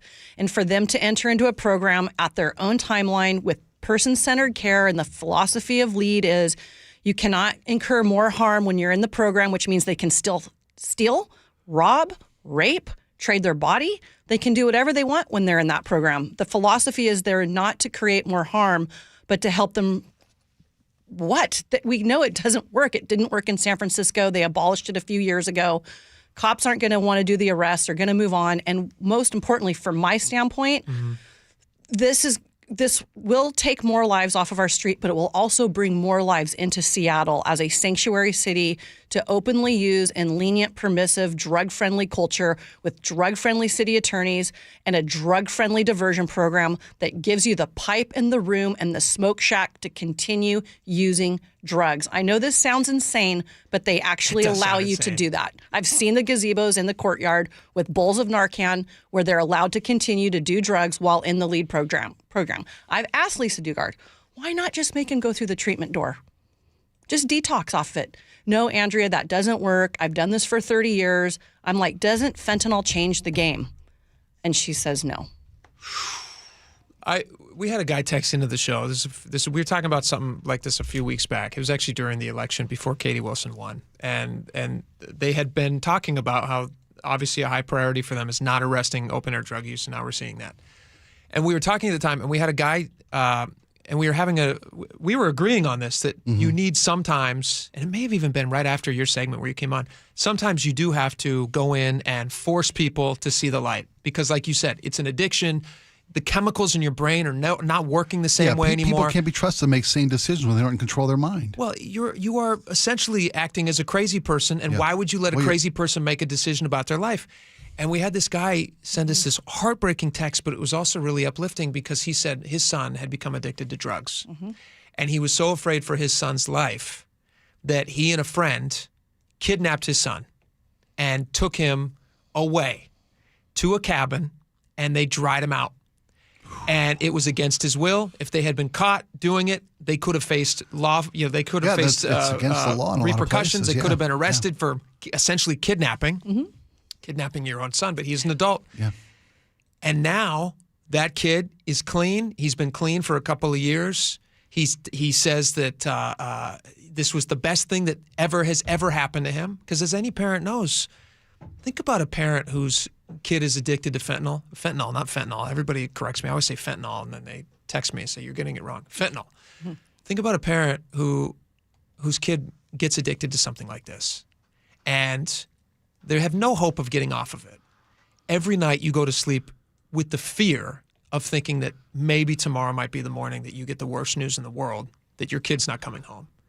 And we were talking about this earlier. How many people have died last year in Seattle because of drug overdose? Is it something around 1,200? Well, I mean, let's just go back to when we implemented Housing First 13 years ago. We've lost 30,000 lives in the state of Washington under these policies in the last decade. We're losing 300 a day in the U.S. That's an entire airplane falling from the sky daily. And yet we're like, let's just be soft on this. Let's give them a diversion. Let's give them options. Let's not arrest. That's cruel. That's disproportionately racist, this and that and the other thing. It's always an excuse. But if that's your loved one, I mean, we can't give up salty snacks. Imagine, somebody take my chips away. Yeah. No, you're right. It's like New Year's resolution. Right. We're all trying to work out for 2 weeks. We're an obese nation. Yeah, you're right. We're addicted to it. And so you have this story of like vigilantism and wanting people to save their kid. Imagine, I have so many parents that tell me that the system has failed their kid. Their kid's dead. Their kid's on the street because we've removed rock bottom. We make it super easy to get high in the city. We make it hard to get clean. We don't incentivize it. And people come here. I've nicknamed Seattle Freeattle. I actually logged it in the Urban Dictionary last night. I really like this Freeattle word because, there's just no rock bottom. And any drug addict will tell you we've removed that rock bottom. In jail, they now give Suboxone, for example. So you don't even sweat it out in jail anymore. You never have that, the vomit, the nausea, the diarrhea, all those things that make you just like, Which helps you arrive at a moment of clarity. For sure. Well, if it doesn't kill you. And because there are benefits to assisting detoxification. I mean, Andrea, you said it. The fentanyl's the game changer here. When I went through rehab, it was 30-some years ago, and the biggest concern you had was, not that you would drink to the point that your liver finally gives out. That's a valid concern. Or that you get behind the wheel and take a life for someone else's life. Those are valid concerns. But it was marijuana, it was cocaine, it was alcohol. Fentanyl's a one-and-done moment. You don't have to have a lifetime of fentanyl abuse for it to take your life. You don't have to get behind the wheel of a car. It could be just one hit of a fentanyl pipe, let alone for a fentanyl addict. And for this to be, for the same set of standards that have failed repeatedly, to be applied to a much more insidious drug, it just makes no sense to me. Are you getting, we're talking to Andrew Suarez with We Heart Seattle. Do you have a lot of parents who volunteer with you guys who want to come in and try to make some sort of an impact and fight some of the pain that they've experienced in their own lives? Thousands of family members have been consulted and counseled with through my partner, Battlefield Addiction. I think Art Dahlin's been on the show here at KIRO a few times. He's a family-first approach. They provide residential housing for families who've lost the battle, where they've lost their loved one's still out there, or ones that have gone through the program and are doing really well. And it takes a village, and these families, these are people's loved ones. We talk about humanizing this, and it's somebody's brother, it's somebody's sister. But, to the rest of society, it's a troublemaker, it's a thief, it's a porch pirater, it's a smash and grabber, it's somebody that had to beat me up and robbed my bag, So it is very sad to see how many parents, though, wish that Seattle would provide the teeth it needed to save their child's life. And when we keep diverting them, we've canceled accountability. We've canceled accountability in Seattle. It's hard to fathom the thought process behind this decision by the new mayor and her administration. But John's going to have John Curry's going to have Mayor Wilson on at 3:00. And first question I want to know is, what's the upside of this? What is the decision making process? What was the factor that led you to decide that this tolerance program was the right way to go? What's success look like in your mind? Waiting around, hoping people don't die from fentanyl abuse until they get clean and to make the decision to get clean and sober? Where is it working? Show me another city. Why did San Francisco sunset it? There was a baby born at the Civic Hotel and died 5 days later under the LEAD program. The mother was eventually charged with murder. The case managers knew she was pregnant. They knew she was using, because the LEAD program says you can't incur more harm on somebody that enrolls into the program. But you're harboring a mother who's abusing their child, and now the child died in the LEAD program. Nobody ever talks about this. Oh, we don't have overdoses in our program. It's all under control. Well, you hand them the crack pipe and the foils and the Narcan. I mean, is that really your standard of success, is you don't have overdose deaths? It's crazy to me, too, that a city like San Francisco, which is arguably competing with Seattle for who could be the most progressive city in the country, that they would see the light of day on this and that Seattle would be stepping backwards. I mean, why wouldn't they be looking at San Francisco's lead and going look at, things got really bad in California. Or looked at, do they do this in Portland? I have Mayor Lurie. I have FOMO. I want Mayor Lurie. I mean, he has said something that's free from his mouth. We are a recovery first city. Costs no taxpayer dollar to say we're a recovery first city. We're changing the culture. Mayor London Breed passed Proposition F, which was very controversial, but it required you pass a drug test for narcotics in order to enroll in services like stamps and cash benefits. Yeah. Prop F, that would really deter people from coming into Seattle for our benefits. Have you been contacted by Wilson's campaign or her office at all to help? I asked her during her campaign to embed with us. I've sent my resume. I've sent a letter of interest. I asked to be on our transition team. I've reached out to Lisa, John Scholes, Aaron Goodman. I've reached out to her communications person. I want to be a helper. I want to provide my point of view, my expertise, and crickets. In fact, during her campaign, your audience can't see, but she said, I've heard things about, We Heart. And I said, well, okay, what? You guys have had very wonderful success, though. I don't understand why, maybe she can chase this lead thing, but why can't also you guys come alongside and try a different approach at the same time? Because this is not a new program in Seattle, right? They've had this for a while, and the numbers have increased. Yes, the number of homeless drug addicts has increased in our city. That's right. The old guard is still, raking in the money, getting the big budgets, getting the head of the table. Is that what this is about? Is it money? And, the LEAD budget is now, I don't know if this is widely known, but now Amy Barden, Chief Barden, the LEAD diversion program is now under her care department since it's law enforcement related. So, that's good. I think that's a good actually move in the right direction. Yeah, I hate to be so cynical. I want to hear the budget. Hold on. Well, I don't know if it's a $20 million budget or what the exact number is, but it's absolutely, they're giving it to her to the LEAD program to handle what will now be. If we go out and divert everybody who's openly using, she's going to have thousands of people at her front door. Yeah. I hope it's. I don't want to become so cynical that I think it's about protecting some jobs or some budget, some money, some expenditure money. Huge part of it. It may very well be, but I'm hoping, even if it's misguided judgment on their part, that their intent is to help. Their intent is to save people. Maybe I'm just a ridiculous optimist, or You're not ridiculous. But I want people. I am an optimist. I want them to think that even if it's a misguided, ill-intended, or the intentions are good. I want to think they're benevolent in this. Their goal is to save people. Their goal is to, The problem, though, is that, okay, let's assume that their intentions are golden and they're trying as best they can.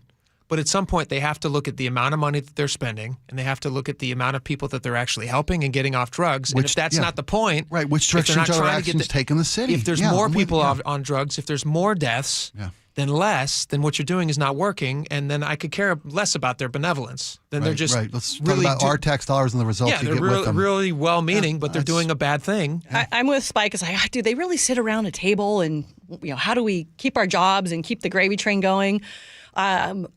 I don't think that that's how it comes out, but people, I think, have this like cognitive dissonance, and they just cannot, like a religion, enroll in something else than the ideology that they've adopted and the philosophies of harm reduction and what the University of Washington said, and that this is a housing problem. I mean, look at the math. 30,000 people died. We should have like a ton of capacity. Yeah. Telling me 30,000 more people became homeless at the same time 30,000 died, or 30,000 became, and that's a huge number. Sure. And if 3 people are dying a day in King County, well, that's 3 more beds, 3 more apartments, 3 more tiny house villages. Yeah, but as we said earlier in the show, that what this policy announcement, well, it's not a policy announcement, don't get me wrong, what this directive seems to be telling people is, come on in. Like you said, they're ringing the bell. Mm-hmm. We're a safe city. We're Freatle. And I don't, just for clarity, because we get a bunch of text messages, I don't think these are bad people. I don't think that they have ill intentions. No, but again, that's my point too. I think if the results don't pan out, then at some point I do think it would be good for you to reevaluate whether what you're doing is working. How long can we afford a city to trust that that's going to work for them? I mean, we'll give them the benefit of the doubt, but for how long? Here's the problem: is we're not going to have to wait for this new thing to take place, and now we're going to see. Okay, well, we'll just compare the deaths this year to the deaths last year, and we'll say, hey, did it work or not? And now we're just counting bodies at this point, which is depressing. Counting tents, how many, there's just the tent explosion. That's my boots on the ground expertise. Our pavilions at Woodland Park are being taken over. The sidewalks are exploding. Dr. Jose Rizal Park is destroyed. Are those going to get better anytime soon? No way. All right, that's Andrea Suarez from We Heart Seattle. Thanks for coming in. We appreciate it. No problem. Happy New Year. Happy New Year. All right, we got a lot more coming up. Stick around. Jason Rance is joining us next. We'll be right back.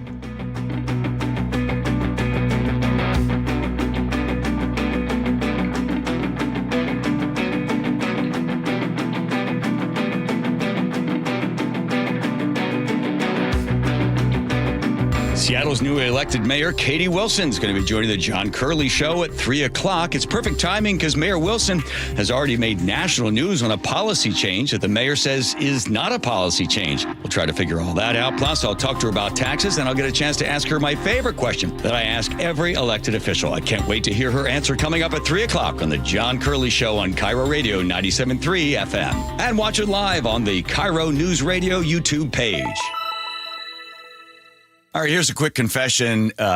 The reason Nick, my wife, is going to Longevity Medical Clinic is because why? I got sick of watching you sleep at night when I was awake. Wait a minute. Wait. Here's what would happen. I'd be asleep because I've got my hormones balanced thanks to Longevity Medical Clinic. I'm asleep, and then Nick would go, "Are you asleep? Are you sleeping? That's not fair. I can't sleep." I'm like, "So you're going to wake me up?" Yes, because I didn't want you to have more energy than I would the next day, and I was up all night. So what did I say to you? I said, so go to the Longevity Medical Clinic. Do the same thing I did. Get your hormones balanced. You'll sleep better, right? And I did. Right. You don't have to wake me up anymore and go, it's not fair that you're sleeping. I know. But didn't you see that it wasn't fair that you were waking me up? Yes, because now you're the one taking the dogs out because I'm still asleep in the morning. So we're both getting good night's sleep. We're both getting lots of energy, and we're happy. You want me to tell you why? Because my hormones are now balanced. Okay, I don't want to hear about your hormones right now. So be like Nick and get a free health analysis at lmclinic.com. That's lmclinic.com.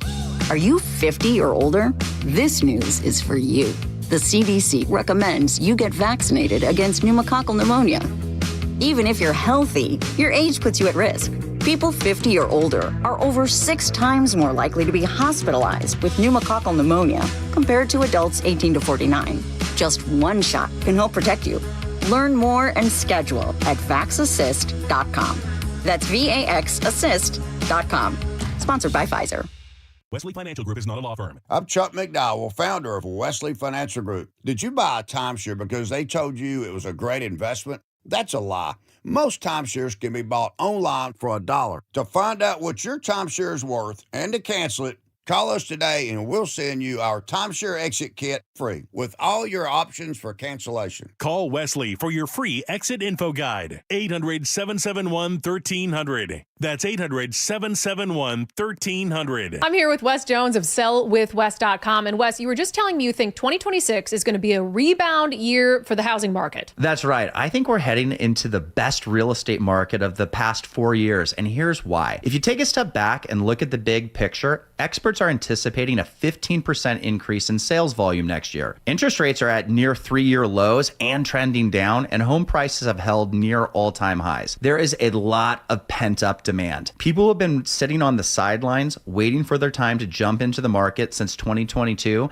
and they need a place to buy. So, hey, 2026 might be your year. If you're considering selling your home, if you're thinking about moving, but there was something that was just holding you back, now might be a great time. So do this. Go to sellwithwes.com. You can see your home's real value there with Wes's home value calculator.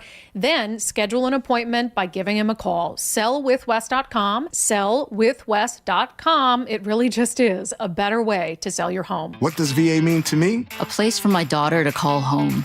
Thanks to the VA Home Loan. A new lease on life. The best healthcare team I've ever had is here at VA. And education, and the opportunity to open doors I never thought possible with my GI Bill. The financial support I need to manage the disabilities I developed because of my service. Get what you earned. Visit choose.va.gov. Not all veterans are eligible for the type or amount of benefits mentioned here. It's clogged again. Your drain? Just had it cleared. You didn't call Apollo Plumbing. How can you tell? Because your drain's clogged again. So frustrating. We can clear that drain. That's what the last guy said. We'll clear it, guaranteed. He said that too. Apollo Plumbing will clear your drain, or it's free. Wait, what? Apollo Plumbing clears your drain. Or it's free? Yep. What's the catch? No catch. Fine print? Apollo Plumbing clears your main drain for $83. $83, or it's free? And we'll even give you a camera inspection. Because? It's the best way to find what's causing your clog. But that's extra. Nope, included. No extra charge? Not 1 cent. $83, or it's free. All it takes is an accessible outside cleanout. And an Apollo plumber. No clog is safe from Apollo Plumbing. And just like that, my main drain is... draining again. How can you... Apollo plumbers are that good. 83, or it's free. You call, we come. My drain's draining again. Guaranteed. 83, or it's free. As it should be. Apollo Plumbing. ApolloPlumbing.com. Cars for Kids, the easy way to donate your car. Donate today and your car can be picked up tomorrow. Go to carsforkids.com or 1-877-CARS4KIDS. KIRO News Radio 97.3 FM Northwest News. Now, the latest from KIRO News Radio and mynorthwest.com. Good afternoon. I'm Aaron Granillo. Key members of Congress are being briefed this afternoon on the mission to capture Venezuela's president. Republican House Speaker Mike Johnson is defending the operation. It was completely authorized by law. It's well within Article 2. And now we're getting our Article 1 briefing exactly on the timetable as these are anticipated. Washington Democrat Adam Smith is also part of today's briefing. He is a ranking member on the House Armed Services Committee, tells CNN. The military is really good at doing what it is assigned to do, but it's not in the nation-building business, as we learned. President has said the U.S. will run Venezuela for now. Country swore in an interim leader today as its president, Nicolas Maduro, and his wife pleaded not guilty to drug charges in a New York courtroom. The pilot of an Alaska Airlines flight that experienced that infamous door plug blowout is suing Boeing and one of its suppliers. KIRO News Radio's Heather Bosch reports. Despite the hole torn in the fuselage at 16,000 feet, Captain Brandon Fisher and his co-pilot safely landed the Boeing 737 MAX 9. Still, Fisher says he suffers physical and emotional effects, and his lawsuit claims Boeing damaged his reputation by at first suggesting the flight crew had something to do with the near disaster. Federal investigators found 4 bolts that held the door plug in place were missing due to systemic quality and safety problems at Boeing. Winter storm warning takes effect in the mountains early tomorrow morning and runs until 4 p.m. Thursday. National Weather Service meteorologist Skala Mazurkiewicz says you can expect feet of new snow. Yeah, I would say anywhere from 2 to 4 feet. Probably like the 4 feet, we could probably say at Baker in Paradise. You know, the passes, you could see maybe 2 feet, maybe 3 feet. Right now we're seeing like snow rates approach 1 inch per hour during this time. System will also bring wet, windy weather to lower elevations. And that takes us to 2:32. We have Nate Connors at the real-time traffic desk. This one brought to you by Bucky's Complete Auto. Westbound 90 still closed at I-5 here in Seattle. Now you can still exit to I-5, but not into SoDo due to a fuel spill at the end of the ramp to 4th Avenue South. Also, the South 5 ramp to 4th Avenue is closed, but our North 5 ramp to Edgar Martinez Way has reopened. Backups aren't bad. South 5 just a little crowded from the Ship Canal Bridge to I-90. Over in Renton, northbound 405 at the West Valley Highway, a disabled vehicle is blocking your right lane. South 405, we're starting to fill in between Factoria and Renton. Bellevue to Renton's at 20 minutes. Seattle to Federal Way is up to a half hour. You're filling in between South Center down to South 260th before you start to break free. Renton to Puyallup, southbound 167's at 35 minutes. And in Everett, eastbound 526 slows from the Boeing factory to I-5, and North 5 slows a bit between Lowell Road and Highway 2. For 50 years, Bucky's Complete Auto Repair has earned local trust with honest pricing and guaranteed repairs. That's why they're Carfax preferred. No gimmicks, just great service. Bucky's.com. KIRO News Radio, real-time traffic. I'm Nate Connors. Thank you, Nate. Your forecast now brought to you by State Roofing and Exteriors, drying out this afternoon with temperatures in the mid to upper 40s tomorrow, more rain, and again, heavy mountain snow the next few days. Right now, 45 degrees in downtown Seattle. I'm Aaron Granillo, KIRO News Radio. Your best source for local news. You're listening to KIRO News Radio, Northwest News.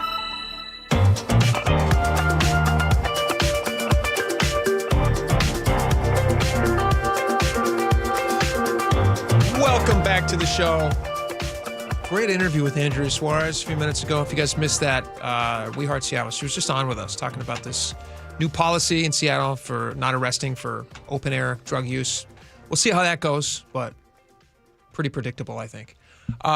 Jason Rantz from Seattle Red 770 joins us now, the Jason Rantz Show. Welcome to the show, Jason. Hello. Happy New Year. Happy New Year to you. Buddy. Yeah. Jason, give me your thoughts on this capture of, do we say former now? Former... Not according to him. He's the president of Venezuela. He is a Did he say he was a nice guy? Is that what he said? A decent man. He's a decent man. A God-fearing man. I'm a dancer. Dictator. He was arguably a good businessman for a while. Sure. He was a piece of garbage. He made some deals. He made some business deals. For drugs and guns, from what I hear. Yeah. Nicolas Maduro, who was in court earlier. And his lovely wife. He and his wife arrested. Strong marriage. Tell you what, now that he's no longer running a country, they could start offering marriage advice classes because they've been married a while, haven't they? I mean, that's a tough thing to do, especially when you're in the narco-terrorist drug trade. Well, let's see if they can survive this. Let's see. We'll love less. Yeah. Listen, if your Welcome marriage to Narco Island. If your marriage can survive this, Fox. What do you think about this, Jason? Did you see all the protests in Seattle protesting the arrest? What did you think about those? I thought we saw radical activists who were declaring that he's a president when he's not, and that he should be released, which of course he should not be. And I can't say that I expected anything less from this portion of the progressive base, the socialist movement. Obviously, they see him as some sort of hero, and they refuse to acknowledge that not only was he a dictator, but a drug cartel leader. Here's a little bit of that which happened over the weekend. This was in Seattle. John Cho recorded this audio.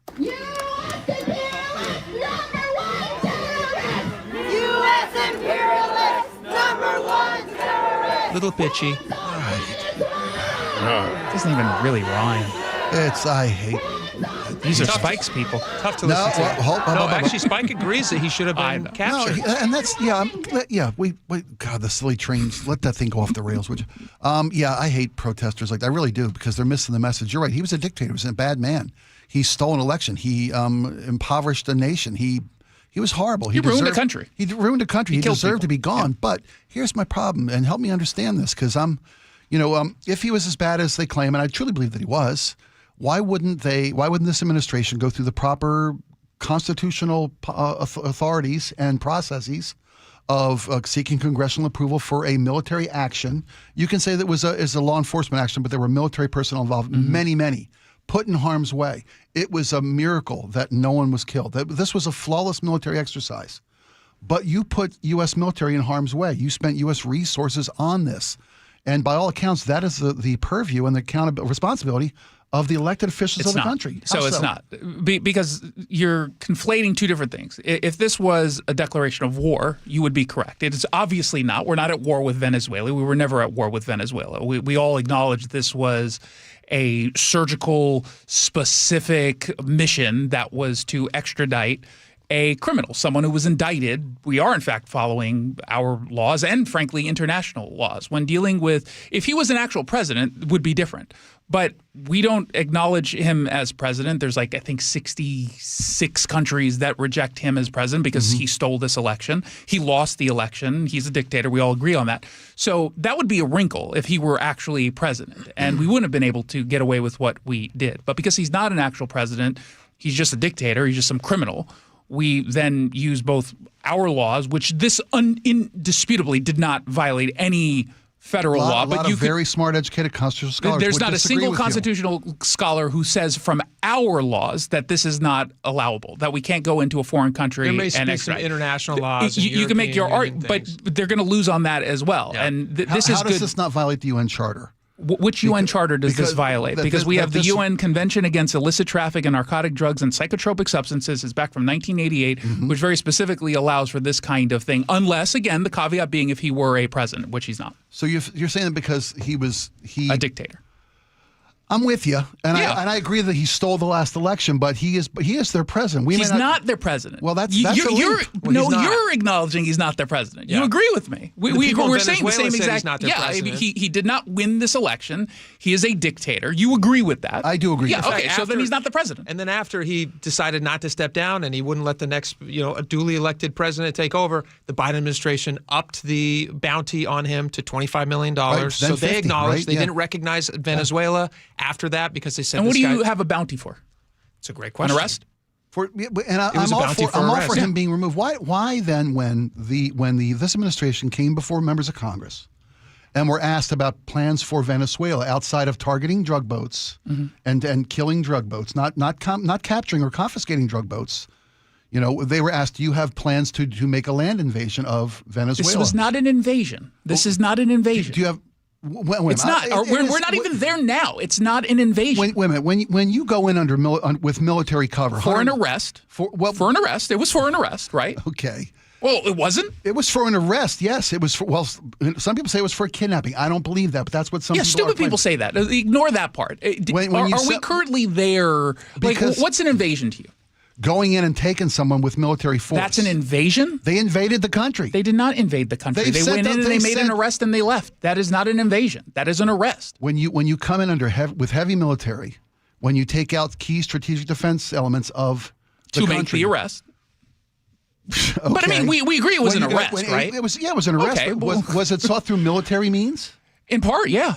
Because it was on a military base. Because that's not an invasion. An invasion is going into another country. First of all, you actually do have to have some intent on occupation, which obviously we're not doing. An invasion requires occupation and maintaining troops on the ground? Yeah, absolutely. Landing, extracting, and come back isn't an invasion? No, that's landing and extraction. That is an extraction. That is not an invasion. I would disagree. Maybe I'm wrong. Maybe I'm wrong. So they stepped foot. That's an invasion. Okay, so even if that were step foot, they killed 80 people. They blew up a bunch of stuff. They bad guys. Yes, they did.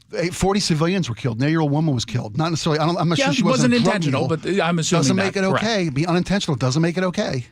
Well, it's unintentional, so then legally, yes, it does make it okay. You're saying morally, which I guess I generally agree with you on that. Unfortunately, that's what ends up happening when you have these kinds of dictators who are criminals who should be held to account. He's been indicted. He went through the system. There was last week the argument about the boats being targeted. I was on a CNN panel, and they were saying, I can't believe we would kill them. We're not showing proof of anything. They're not going through the justice system. Okay, well, now we're putting someone through the justice system, and they're also upset. So they're going to have to pick a lane. And it can't just simply be we should just leave the person in charge of a country who's a dictator who's killing American citizens. Let me ask you guys this question. Back in 2011, does this compare at all to the United States involvement in what happened with Gaddafi in 2011? Do you guys remember this? That was worse. I mean, that was actually toppling a regime. This isn't. And by the way, regime change. The regime is still in charge. It's literally the same regime. Spike, let me ask you this question. Right? It's not the same. It's not the same leader. Is it just about him? Well, yeah. So how come he's in charge? How come everybody that's still the regime is still there doing the same things that regime then it was can't doing? be a regime change, correct? Okay. But I mean, come on. It's worse to both worlds now. Well, you're saying it's a regime change. If he's a dictator. While also saying the regime is still in charge and hasn't been changed. So it can't be a regime change. Well, they went after the top guy, the dictator, who had the indictments out for his arrest. There's no one. Except that this administration is saying that the vice president better come on board with U.S. plans and policies. And, which she will. Which will. And she started reaching out about a month ago, according to the reporting, to ingratiate herself, to say that we're part of it. So that's not a regime change. If they no, change, it is not a regime change. If it's the same regime, it can't be. Let me finish this. If the same people do a completely different thing, change their form of government, how they do business, is not a regime change? Correct. It's literally the same regime. So if Trump is no longer president and J.D. Vance is it still the same regime? I don't think that's a good analogy. So the president leaving and then the vice president being elevated. If the vice president of Venezuela stays in power along with the minister of defense and minister of finance, whatever these people, and they keep doing the exact same thing that Maduro was doing, that's not a regime change. If they change how Venezuela is governed and how they do international relations, that is a regime change. It is not a regime change. It's a different. It's how they're conducting themselves is different, and would be great for all of us. And it would be great for Venezuela. If you change how they conduct government and how they interact with the world, is that not a regime change? No, because you can argue. But semantics were arguing. But no, so here's why I disagree with that. If we implemented, let's just say, a bunch of policies restricting Venezuela imports, whatever it happens to be. We're going to do a blockade. And that changed as a result of that changed some policy or the way they do business. We wouldn't argue that that's a regime change. We would say that we're using foreign policy. Right? No, it's not nation building either. It's using foreign policy to get a pro-American result. How about Greenland? This is a very dangerous thing we're doing. What? Because now President Trump says the president of Colombia deserves to go. That we need Greenland for national security. Well, we do need Greenland for national security. I don't think it's the same argument. So we're going to take over the Western Hemisphere. Spike, I do have to ask. I mentioned this Gaddafi thing a second ago. In 2011, he ends up dying as a result. I remember. Obama did not make any announcement to Congress. Is a way better example too, because they literally extradited him for. Was that a problem when it happened back then? It wasn't. Why was it? It wasn't. It was.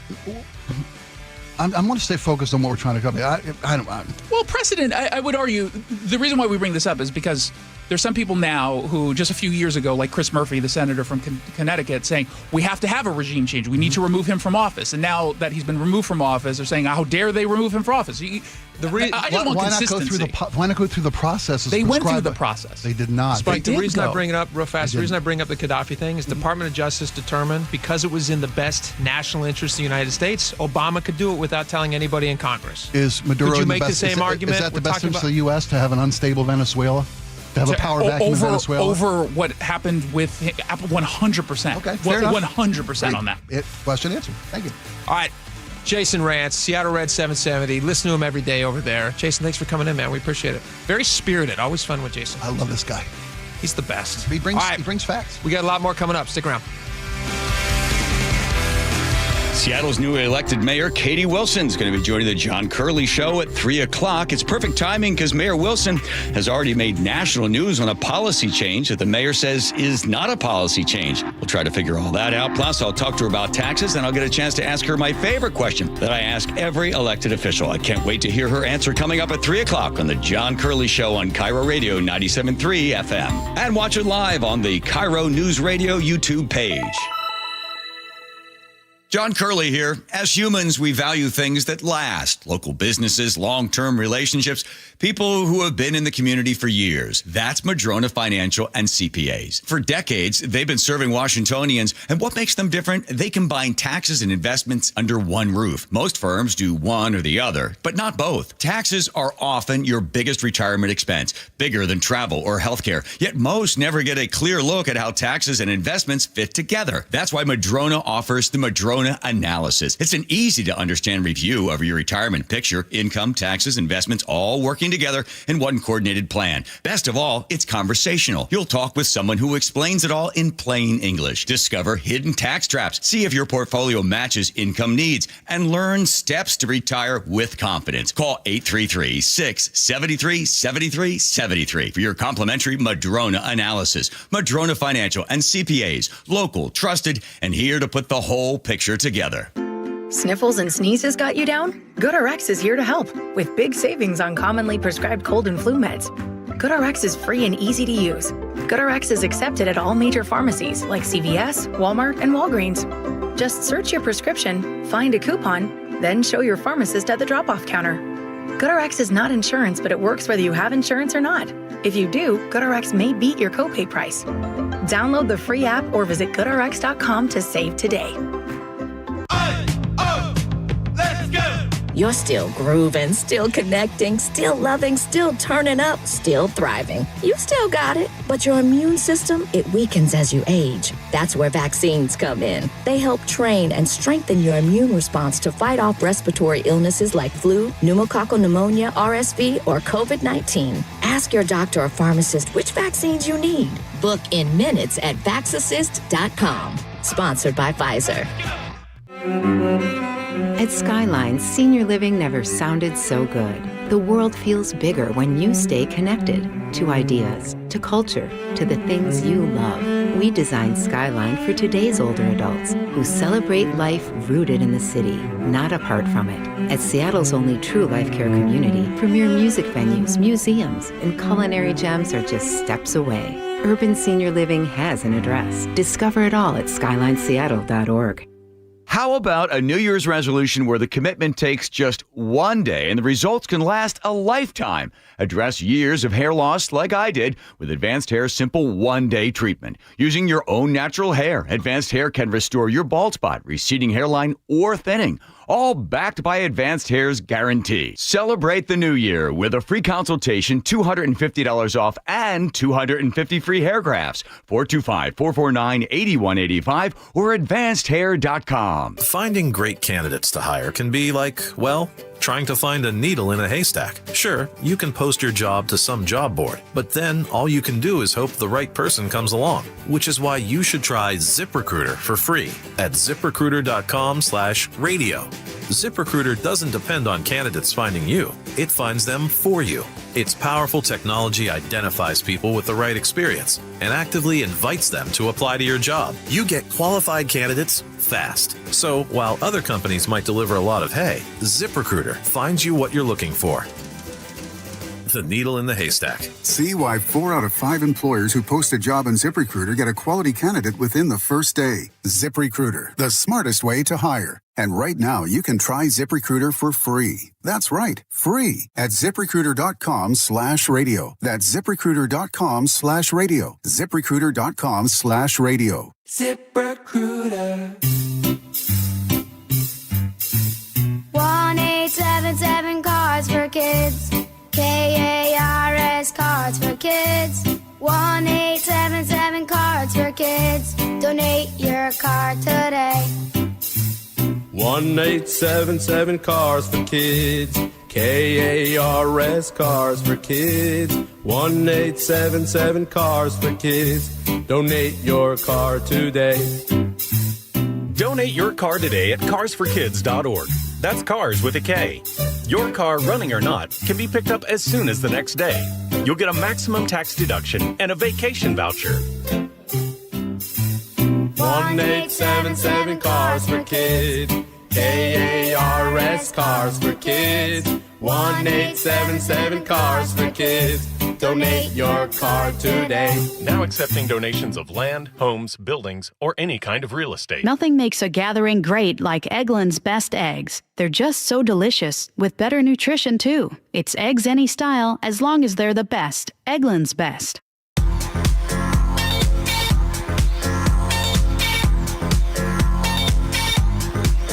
Welcome back to the show. We got a lot of texts. People text into the show a lot. It's a ton of fun. We try to respond to as many of these as we can during the show, and then we cherry pick the very best of the best, and then we read them to you here. I do get in some spirited conversations, some back and forth with folks on the text line. If you guys ever want to become part of that, you can text us at 888-973-5476. And I really do. We get a lot of opinions on things that sometimes Spike you'll disagree with, sometimes I'll disagree with. But what's fun is we actually get to have an interaction one-on-one with people. When you're talking through the radio, you're just one-way talking. Yeah. But when you actually have a chance to like connect with people, it's a really cool part of what we get to do here. So feel free to text us, and we'll do our best to have as many of those convos as we can. 888-973-5476. All right, let's get into some of these. Laura, you want to start us off? Yeah, on Seattle's directive, not a policy, am I getting that right, to not arrest for open-air drug use? You got that right. Okay, 425 says, does this mean I can carry my open glass of red vino on the sidewalks of Seattle? I sure hope so. That'd be nice. That's just a nice way to spend the afternoon. Yeah, we don't need those Vegas cups with the big straws. We just I like a bottle in a bag myself. Am I okay? Do they have that? Sure. They have a bag of booze. You just walk around with a paper bag and a bottle of bag. A paper Come bag. on, a bottle in a bag. I thought you meant like. I'm old school, baby. Have you been to Thailand? You seen in Thailand when you get or like the bucket? A bucket. Yeah. There's a say, plastic bag with straws in it. Yeah, they have the plastic bags with straws. And you just walk around holding a plastic bag. And the great thing is you can't put it down until you finish drinking it. Do it. Colin Bellingham points out that this policy went over terribly in Portland. Good grief. Yeah. I mean, again, why can't we learn from the others' mistakes? Why do we have to make these mistakes ourselves? Some people just have. What's that? Who said that? What movie was that in? Some people just have to. Oh, it was a Blade. Some people just try to ice skate uphill. You remember that? It's like Forrest Gump. No, it's not Forrest Gump. Ice skating uphill's a great analogy. And he says some choice swear words in that I did not include. But anyway, Mike says, as a Seattle homeowner for 40 years, Katie Wilson will be a disaster for the city. I voted for Bruce Harrell and urged all my neighbors to do the same. People that have lived in the city their whole lives, 20% were not able to swing the vote enough. I just can't believe that she got elected. Yeah. Read this next one from Fernando. Yeah, too. Fernando in Seattle says, can Jake wait to hear from the mayor on the John Curley show before being judgy? The mayor is supposed to be on the John Curley show today. That's a great plug. She's going to be on in just about 10 minutes with John. And as to his other question, can I wait? I love Fernando. I text with him a lot. No, I cannot wait to be judgy. It's not our job we to have wait. 3 hours Literally to do. my job to be judgy. I move on to Mark from the Squally. Smile, guys. Your glasses are half full. The new mayor of Seattle is giving you tons of content. Yep. Gotta love this low-hanging fruit. I said earlier today, this is the best Monday in talk radio history.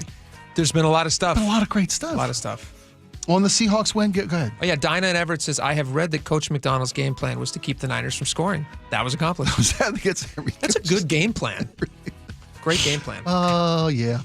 Go ahead, Laura. On the proposed millionaires tax in Washington, Roger in the 206 says he's going to put it back in the pockets of hardworking people. Yeah, right. The Democrats are going to spend it the way they want to in Washington. They ain't going to write everybody a check in the state of Washington for the money they get back on the millionaires tax. That would be the day. That's a great point, and I think the better idea, instead of having to take money from somebody else, why don't they just spend less money? Mm-hmm. And why don't they just let people keep the money that they already have? Instead of filling an empty pocket, how about don't empty the pocket in the first place? Took it from you. I got that from you, buddy. Let's end on that. That's a great way to end the show. Fair enough. John Curley's talking to Mayor Katie Wilson next. Stay tuned for that. He's going to ask her. He asked for questions, and we all submitted questions. So, I'm sure the text line. Please let him. Yeah, let John know if you want to ask have the mayor answer a question. Yeah. All right. Thank you guys so much for hanging out with us. We'll see you back here tomorrow. John Curley coming up next. Bye.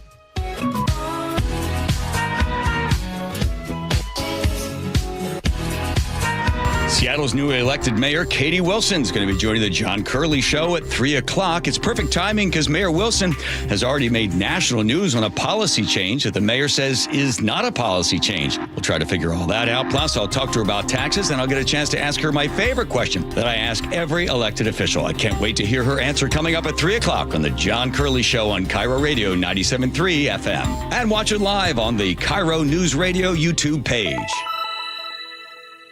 For over 50 years, Bucky's Complete Auto Repair has been the one locals trust for fast, friendly service with guaranteed repairs. With 16 family-owned locations and a Carfax preferred badge, Bucky's makes it easy with same-day service and available financing. Visit Bucky's.com. Guys, if your energy is low, your strength isn't what it used to be, or your drive feels off, it's not just getting older. For many men, it's low testosterone. At Revive Men's Health Washington, you can start with a free T-check, exam, and consultation so you get real answers about your testosterone levels and overall health. And this month only, qualified patients may receive 25% off testosterone replacement therapy. This isn't guesswork or one-size-fits-all treatment. Revive specializes in personalized, closely monitored testosterone care designed to help men feel stronger, sharper, and more like themselves again. With over 120,000 patients treated since 2011, Revive Men's Health is trusted for results, not hype. If you've been putting this off, now is the time to act. Claim your free T-check and consultation and see if you qualify for 25% off TRT. This month only. Call 206-529-1111. That's 206-529-1111. Or visit ReviveMen'sHealth.com. Terms apply, must medically qualify. Free consultations, no fee guarantees, 5-star reviews. JP Pendergast with Pendergast Law explains the importance of going beyond these familiar offerings. Accident victims want an attorney, Tom, that satisfies their needs. Someone who handles those needs with the highest degree of care. Pendergast Law offers the no-fee guarantees and free consultations, but these only scratch the surface. Okay, explain more. We make sure that every member of our team is genuinely passionate about helping others. Customer service and communication are our top priority. It's how we take care of our clients so they always feel one step ahead of the insurance companies. Our strong reputation for high standards provides comfort and confidence when it's needed most. Pendergast Law offers the free consultations, the no-fee guarantees, and of course, they are 5-star rated. But what really makes them different is their genuine passion for helping others. I can't recommend them enough. If you or a loved one has been injured in a car accident, call Pendergast Law. We can help. That's PendergastLaw.com. For a long time, I thought retirement planning was mostly about hitting a number. Get there, and then life starts. Hi, this is Ursula Royteen. What Trajan Wealth helped me see is that the number is really only part of the story. At Trajan Wealth, their advisors are fiduciaries, which means they're obligated to put your needs first, and they start by asking how you actually want your life to feel. When Mark and I sat down with them, we talked about having more time with family, more time to travel, and how to make thoughtful choices without feeling like we had to put today on hold for tomorrow. I have goals for today and for when I retire. If you're ready to start the new year with straight talk and thoughtful guidance, call Trajan Wealth today and schedule a free meeting. Trajan, spelled Trajan. Call 206-656-3300. That's 206-656-3300, or visit TrajanWealth.com. Advisory services through Trajan Wealth, LLC. SEC registered investment advisor. Client paid advertisement. Additional disclosures at TrajanWealth.com. More than 4,000 women are diagnosed with breast cancer every year in Washington state. I'm Dr. Suzette Miranda with Northwest Hope and Healing. We provide a lifeline to breast and gynecologic cancer patients, and you can help us make a difference. Join us for Cork, Fork, and Support, an afternoon of wine tasting and inspiration on January 31st at Mary Hill Winery in Woodinville's Wine Country. Get your tickets now for Cork, Fork, and Support. Go to nwhopeandhealing.org to learn more. Your best source for local news, KIRO News